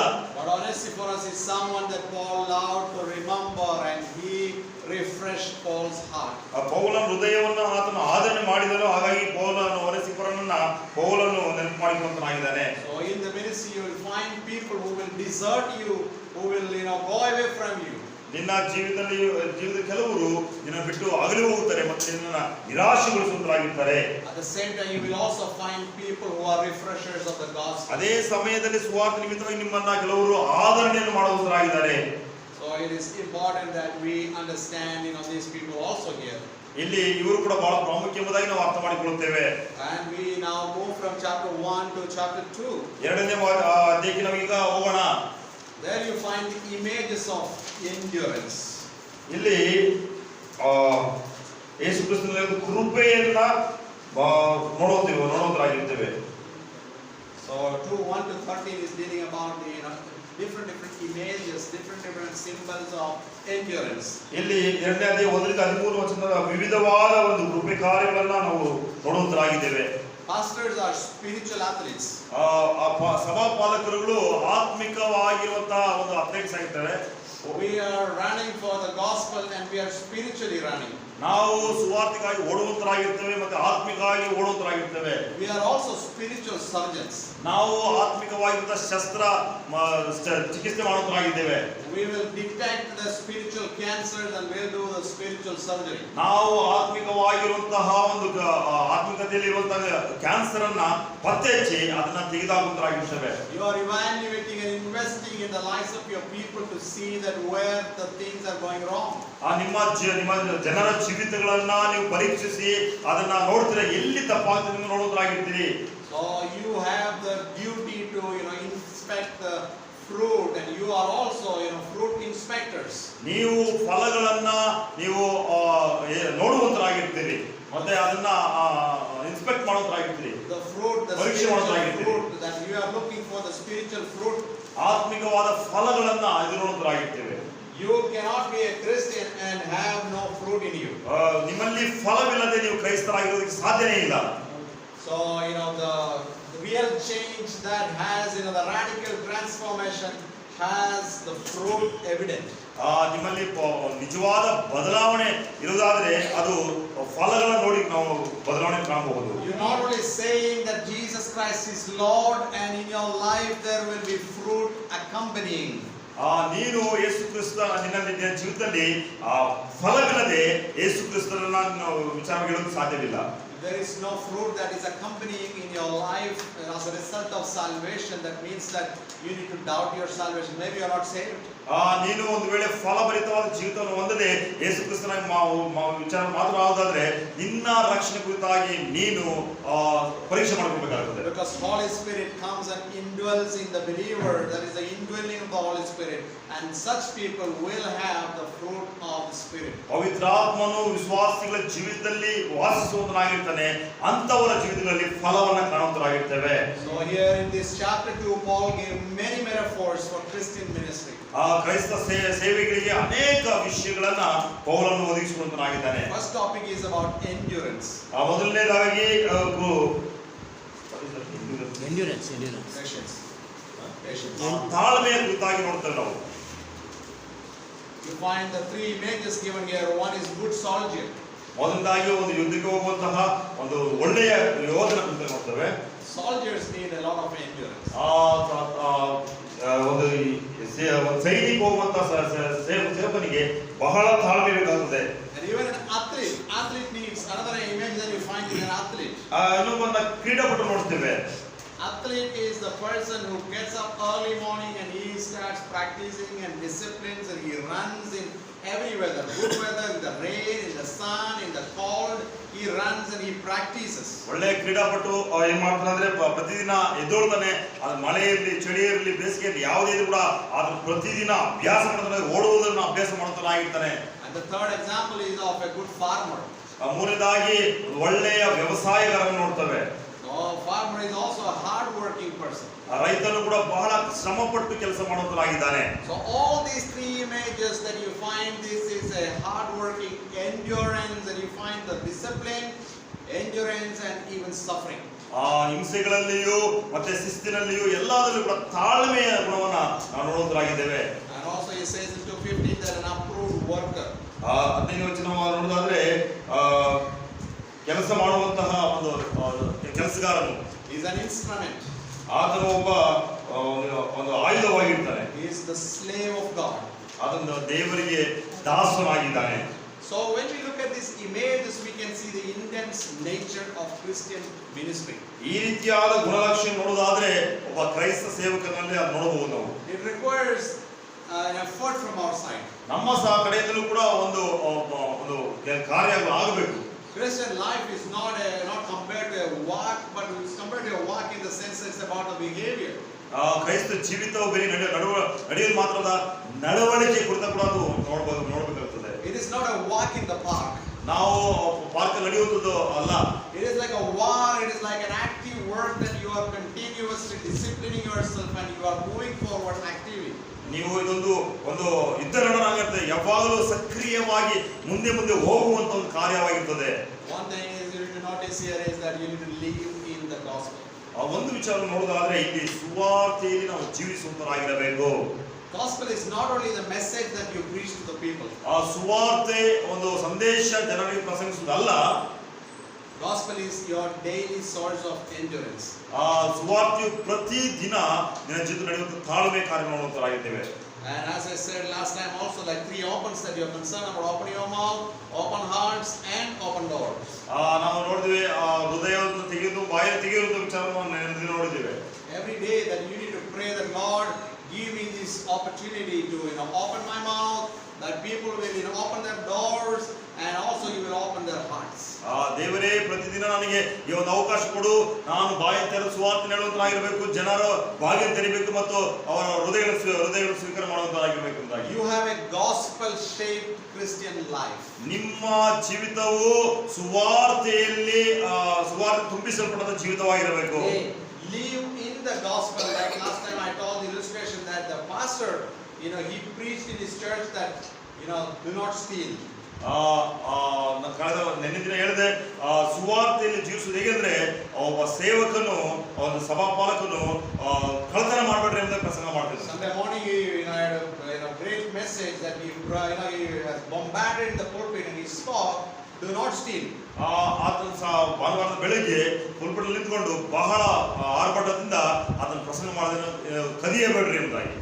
And after that he went home and when he found the neighbor's chicken, he cut the chicken and he cooked it and for the lunch. That was a good meal. So ಆ ಮನೆಗೆ ಹೋದ ನಂತರ ಪಕ್ಕದ ಮನೆಯವರು ಕೋಳಿ ಕದ್ಕೊಂಡು ಅದನ್ನ ಕೊಯ್ದು ತಿಂದು ಚೆನ್ನಾಗಿ ಊಟ ಮಾಡ್ದ. And his wife and kids asked, you only preach today, don't steal, and why did you steal our neighbor's chicken? ಅವರ ಪಾಸ್ಟರ್ ಹೆಂಡತಿ ಕೇಳಿದ್ರು, ಈ ದಿನ ನೀನು ಕದಿಬಾರದು ಎಂಬುದಾಗಿ ಪ್ರಸಂಗ ಮಾಡ್ತಿಲ್ಲ, ಅದು ಯಾಕೆ ನಮ್ಮ ನೆರೆಯವರ ಕೋಳಿ ಕದ್ದು ಊಟ ಮಾಡಿದ್ರೆ ಅಂದ್ರೆ. Said that we can give the money to them, no problem. ಅದು ಹೇಳ್ತಾರೆ, ನಾವು ಅದು ಕೊಡ್ಬೇಡ, ಪರವಾಗಿಲ್ಲ, ಏನೂ ಆಗಲ್ಲ ಅಂತ ಹೇಳಿ. And he said that the message that I preached in the church, that is for the people, not for us. ಅದನ್ನ ಹೇಳ್ತಾನೆ, ಸಭೆಯಲ್ಲಿ ಪ್ರಸಂಗ ಮಾಡಿದಂತ ಸಂದೇಶ ಅದು ಜನರಿಗೆ, ನಮಗಲ್ಲ ಅಂತ ಹೇಳ್ತಾರೆ. Live in the gospel means you are also practicing the gospel. So ಆ ಸುವಾರ್ತೆಯಲ್ಲಿ ಜೀವಿಸುವುದಂದ್ರೆ ಆ ಸುವಾರ್ತೆಯನ್ನ ನಾವೇನು ಪ್ರಾಯೋಗಿಕವಾಗಿ ನಮ್ಮ ಜೀವಿತದಲ್ಲಿ ನಡೆಸುವಂತದ್ದು. It's not just for people, for others, but for us also. ಈ ಒಂದು ಕಾರ್ಯ ಜನರಿಗಾಗಿ ಮಾತ್ರ ಅಲ್ಲ, ಅದೇ ನಮಗೂ ಸಹ. The gospel simply means that not just the gospel for salvation, but also the word of God that we live in our daily life. ಆ ಸುವಾರ್ತೆಯು ರಕ್ಷಣೆಗೋಸ್ಕರ ಮಾತ್ರವಲ್ಲದೆ ಆ ಸುವಾರ್ತೆ ಪ್ರತಿದಿನ ನಮ್ಮ ಜೀವಿತದಲ್ಲಿ ನಡೆಯುವಂತದ್ದಾಗಿರುತ್ತದೆ. And 2 verse 2 you find not only live in the gospel but also pass on the gospel. ಎರಡನೇ ವಚನ ಹೇಳುತ್ತದೆ, ಕ್ರಿಸ್ತ ಯೇಸು ಸುವಾರ್ತೆಯನ್ನು ನಾವು ತಲುಪಿಸುವುದರಾಗಿದ್ದೇವೆ. What you heard from me in the presence of many witnesses, entrust to faithful men who will be able to teach others also. ಕ್ರಿಸ್ತ ಯೇಸುವಿನ ಒಳ್ಳೆಯ ಸೈನಿಕನಂತೆ ನನ್ನೊಂದಿಗೆ ಶ್ರಮೆಯನ್ನು ಅನುಭವಿಸು, ಯುದ್ಧಕ್ಕೆ ಹೋಗುವ ಸೈನಿಕನು ಲೋಕ ವ್ಯವಹಾರದಲ್ಲಿ ಸಿಕ್ಕಿಕೊಳ್ಳದೆ ತನ್ನನ್ನು ನನ್ನಿಂದ ಅನೇಕ ಸಾಕ್ಷಿಗಳ ಮುಂದೆ ಕೇಳಿದ ಉಪದೇಶವನ್ನು ಇತರರಿಗೆ ಬೋಧಿಸು, ಶಕ್ತರಾದ ನಂಬಿಗಸ್ತನ ಮನುಷ್ಯರಿಗೆ ಒಪ್ಪಿಸಿಕೊಡು ಎಂಬುದಾಗಿ. How many generations we find in this verse 2? ಈ ಎರಡನೇ ವಾಕ್ಯದಲ್ಲಿ ಎಷ್ಟು ತಲಾಂತರಗಳು ನೋಡ್ತೇವೆ. How many generations do you find? ಇಲ್ಲಿ ಎಷ್ಟು ತಲಾಂತರಗಳು ನೋಡ್ತೇವೆ, ತಲೆಮಾರು ನೋಡ್ತೇವೆ. Check it out. No problem. You can say wrong answer. No worries.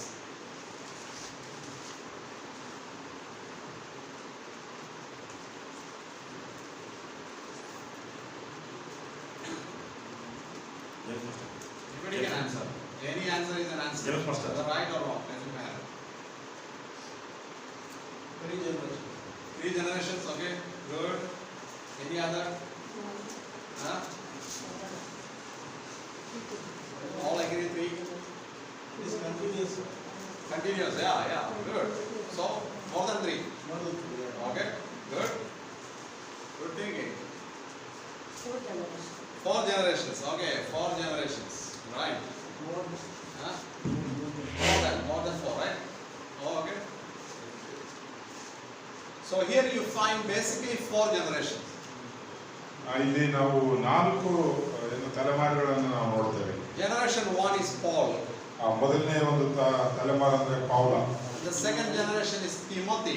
ಎರಡನೇ ಒಂದು ತಲೆಮಾರು ಅಂದ್ರೆ Timothy. And the third generation is faithful men. ಮೂರನೇದವರು ಅಂತ ಹೇಳಿದ್ರೆ ನಂಬಿಗಸ್ತ ಜನರು. And the fourth generation is others also. ಅಲ್ಲಿ ಇತರರು ಕೂಡ ಇದ್ದಾರೆ ನಾಲ್ಕನೇದಾಗಿ. So minimum 4 generations you find here. ಅಲ್ಲಿ ನಾವು 4 ತಲೆಮಾರುಗಳನ್ನು ನಾವು ಕಾಣ್ತೇವೆ. So pass on the gospel to your spiritual sons, and they will also hand it over to other faithful men, and through them it will also reach to others. So this is at least 4th generation. It is making generational impact. ಹಾಗಾಗಿ ನೀವು ನಿಮ್ಮ ಆತ್ಮೀಕ ಜನಗಳಿಗೆ ಈ ಸುವಾರ್ತೆಯನ್ನು ಮುಟ್ಟಿಸ್ರಿ. ಅವರು ನಂಬಿಗಸ್ತ ಜನಗಳಿಗೆ ಅವರು ತಲುಪಿಸ್ತಾರೆ, ಅವರು ಇತರರಿಗೆ ತಲುಪಿಸ್ತಾರೆ. ಹೀಗೆ 4 ತಲೆಮಾರಿನವರೆಗೆ ಈ ಸುವಾರ್ತೆ ಹೋಗ್ತದೆ ಎಂಬುದಾಗಿ. This influence, this impact is a very positive impact. ಹಾಗಾಗಿ ಈ ಒಂದು ಪರಿಣಾಮಕಾರಿಯಾದಂತಹ ಒಂದು ಕಾರ್ಯ ಏನಿದೆಯಲ್ಲ ಅದು ಬಹಳ ಪರಿಣಾಮ ಬೀರುವಂತದ್ದಾಗಿದೆ. If you achieve or accumulate 1 crore rupees, there is no guarantee that your next generation is going to use it for right purposes. ನೀವು ಒಂದು ವೇಳೆ 1 ಕೋಟಿ ರೂಪಾಯಿಯನ್ನು ಸಂಪಾದಿಸಿದ್ರೆ ಅದು ನಿಮ್ಮ ಮುಂದಿನ ಸಂತಾನದವರು ಅದು ಸರಿಯಾದ ಕಾರ್ಯಗಳಿಗಾಗಿ ಉಪಯೋಗ ಮಾಡ್ತಾರೋ ಇಲ್ಲೋ ಅಂತ ಯಾವ ಗ್ಯಾರಂಟಿ ಇಲ್ಲ. But it will get passed on to them anyway after you leave the world. ನೀವು ಈ ಲೋಕ ಬಿಟ್ಟ ಮೇಲೆ ಆ ದುಡ್ಡು ಇನ್ನೊಬ್ಬರಿಗೆ ಹೋಗ್ತದೆ ಅನ್ನೋಂಥ guarantee. But you pass on the gospel to your generation, and it will pass on to 4 generations, and beyond that it is always a positive impact. ಆದರೆ ಆ ಸುವಾರ್ತೆ ಅನ್ನುವಂಥದ್ದು ನೀವು ಮೊದಲನೇ ಒಂದು ತಲೆಮಾರಿನವರಿಗೆ ಹಂಚಿದರೆ ಅದೇನಾಗ್ತದೆ ಅಂತ ಹೇಳಿದ್ರೆ ಹಾಗೆ ಮುಂದೆ ಹೋಗಿ 4 ತಲೆಮಾರು ಜನಗಳಿಗೆ ಆ ಸುವಾರ್ತೆ ಮುಟ್ತದೆ. So I challenge you to pass on the gospel to the next generation and let it go on make impact in multiple generations. Let it make a generational impact in the days to come. ಹಾಗಾಗಿ ಮುಂದೆ ಬರುವ ದಿನಮಾನಗಳಲ್ಲಿ ನಾವು ಈ ಸುವಾರ್ತೆಯನ್ನ ಒಂದು ತಲೆಮಾರಿಗೆ ಹಂಚುವಾಗ ಅದು ತಲೆಮಾರುಗಳಿಗೆ ಅದು ಮುಂದೆ ಹೋಗುವಂತದ್ದಾಗಿದೆ. As a pastor, your goal is to pass on this gospel to next generation. You may not be having a great church, but you are proclaiming the gospel to many people. ಹಾಗಾಗಿ ನೀವೆಲ್ಲರೂ ಪಾಸ್ಟರ್ಸ್ಗಳಾಗಿರೋದ್ರಿಂದ ನೀವು ನಿಮಗೆ ಒಂದು ದೊಡ್ಡ church ನಿಮ್ಗೆ ಇರದೆ ಇದ್ರೂ ಕೂಡ ಪರವಾಗಿಲ್ಲ, ನೀವು ಈ ಸುವಾರ್ತೆಯನ್ನ ನಿಮ್ಮ ತಲೆಮಾರು ಜನರಿಗೆ ಅದನ್ನ ಹಂಚುಲಿ ಅಂತ. 16 countries and language groups I was able to present the gospel, and I believe that is a generational impact. 16 countries. ಈ ಸಹೋದರರು 16 ದೇಶಗಳಲ್ಲಿ ಇವರು ಸುವಾರ್ತೆಯನ್ನ ತಲೆಮಾರುಗಳಿಗೆ ಅವರು ಹಂಚುತ್ತಾ ಇದ್ದಾರೆ ಎಂಬುದಾಗಿ. The gospel has the power. ಈ ಸುವಾರ್ತೆಯಲ್ಲಿ ಬಲವಿದೆ. We need to be having that, the courage to continue to guard the gospel and spread the gospel. ಆದ್ರೆ ನಮಗೆ ಈ ಸುವಾರ್ತೆಯನ್ನು ಹಂಚುವುದಕ್ಕೆ ಸಾರುವುದಕ್ಕೆ ನಮಗೆ ಧೈರ್ಯ ಬೇಕು ಎಂಬುದಾಗಿ. We need to endure for the gospel. ಹಾಗಾಗಿ ಸುವಾರ್ತೆಗಾಗಿ ನಾವು ಸಹನೆಯನ್ನು ಹೊಂದಿರಬೇಕು. 3 to 7 we study that. 3 ರಿಂದ 7ರವರೆಗೆ ನಾವು ಅಭ್ಯಾಸ ಮಾಡಿದ್ದೇವೆ. Like a soldier, like an athlete, like a hard working farmer, we need to be faithful in the ministry. ಸೈನಿಕರ ಹಾಗೆ, ಒಬ್ಬ ಓಟಗಾರನ ಹಾಗೆ, ಒಬ್ಬ ರೈತನ ಹಾಗೆ ನಾವು ಈ ಸುವಾರ್ತೆ ಕಾರ್ಯ ಮಾಡಬೇಕೆಂಬುದಾಗಿ ನಾವು ನೋಡುತ್ತೇವೆ. And as we move down, we find the ungodly examples. ಈಗ ನಾವು ಏನಂತ ಹೇಳಿದ್ರೆ ನಂಬಿಗಸ್ತರಲ್ಲದ ಜನರ ವಿಷಯದಲ್ಲಿ ನಾವು ನೋಡೋಣ. But that we will look at after lunch. ಊಟವಾದ ನಂತರ ಅಪನಂಬಿಗಸ್ತಿಕೆಯ ಒಂದು ಚಿತ್ರಗಳನ್ನು ನಾವು ನೋಡೋಣ. Now we will pray and break in for the lunch, and we will all come back by 2:15. ನಾವೀಗ ಪ್ರಾರ್ಥನೆ ಮಾಡಿ ಊಟಕ್ಕೆ ಹೋಗೋಣ, ಮತ್ತೆ ಮಧ್ಯಾಹ್ನ 2:15ಕ್ಕೆ ನಾವು ವಾಪಸ್ ಬರೋಣ. Who is going to pray? ಯಾರು ಪ್ರಾರ್ಥನೆ ಮಾಡ್ತೀರಾ ಊಟಕ್ಕಾಗಿ?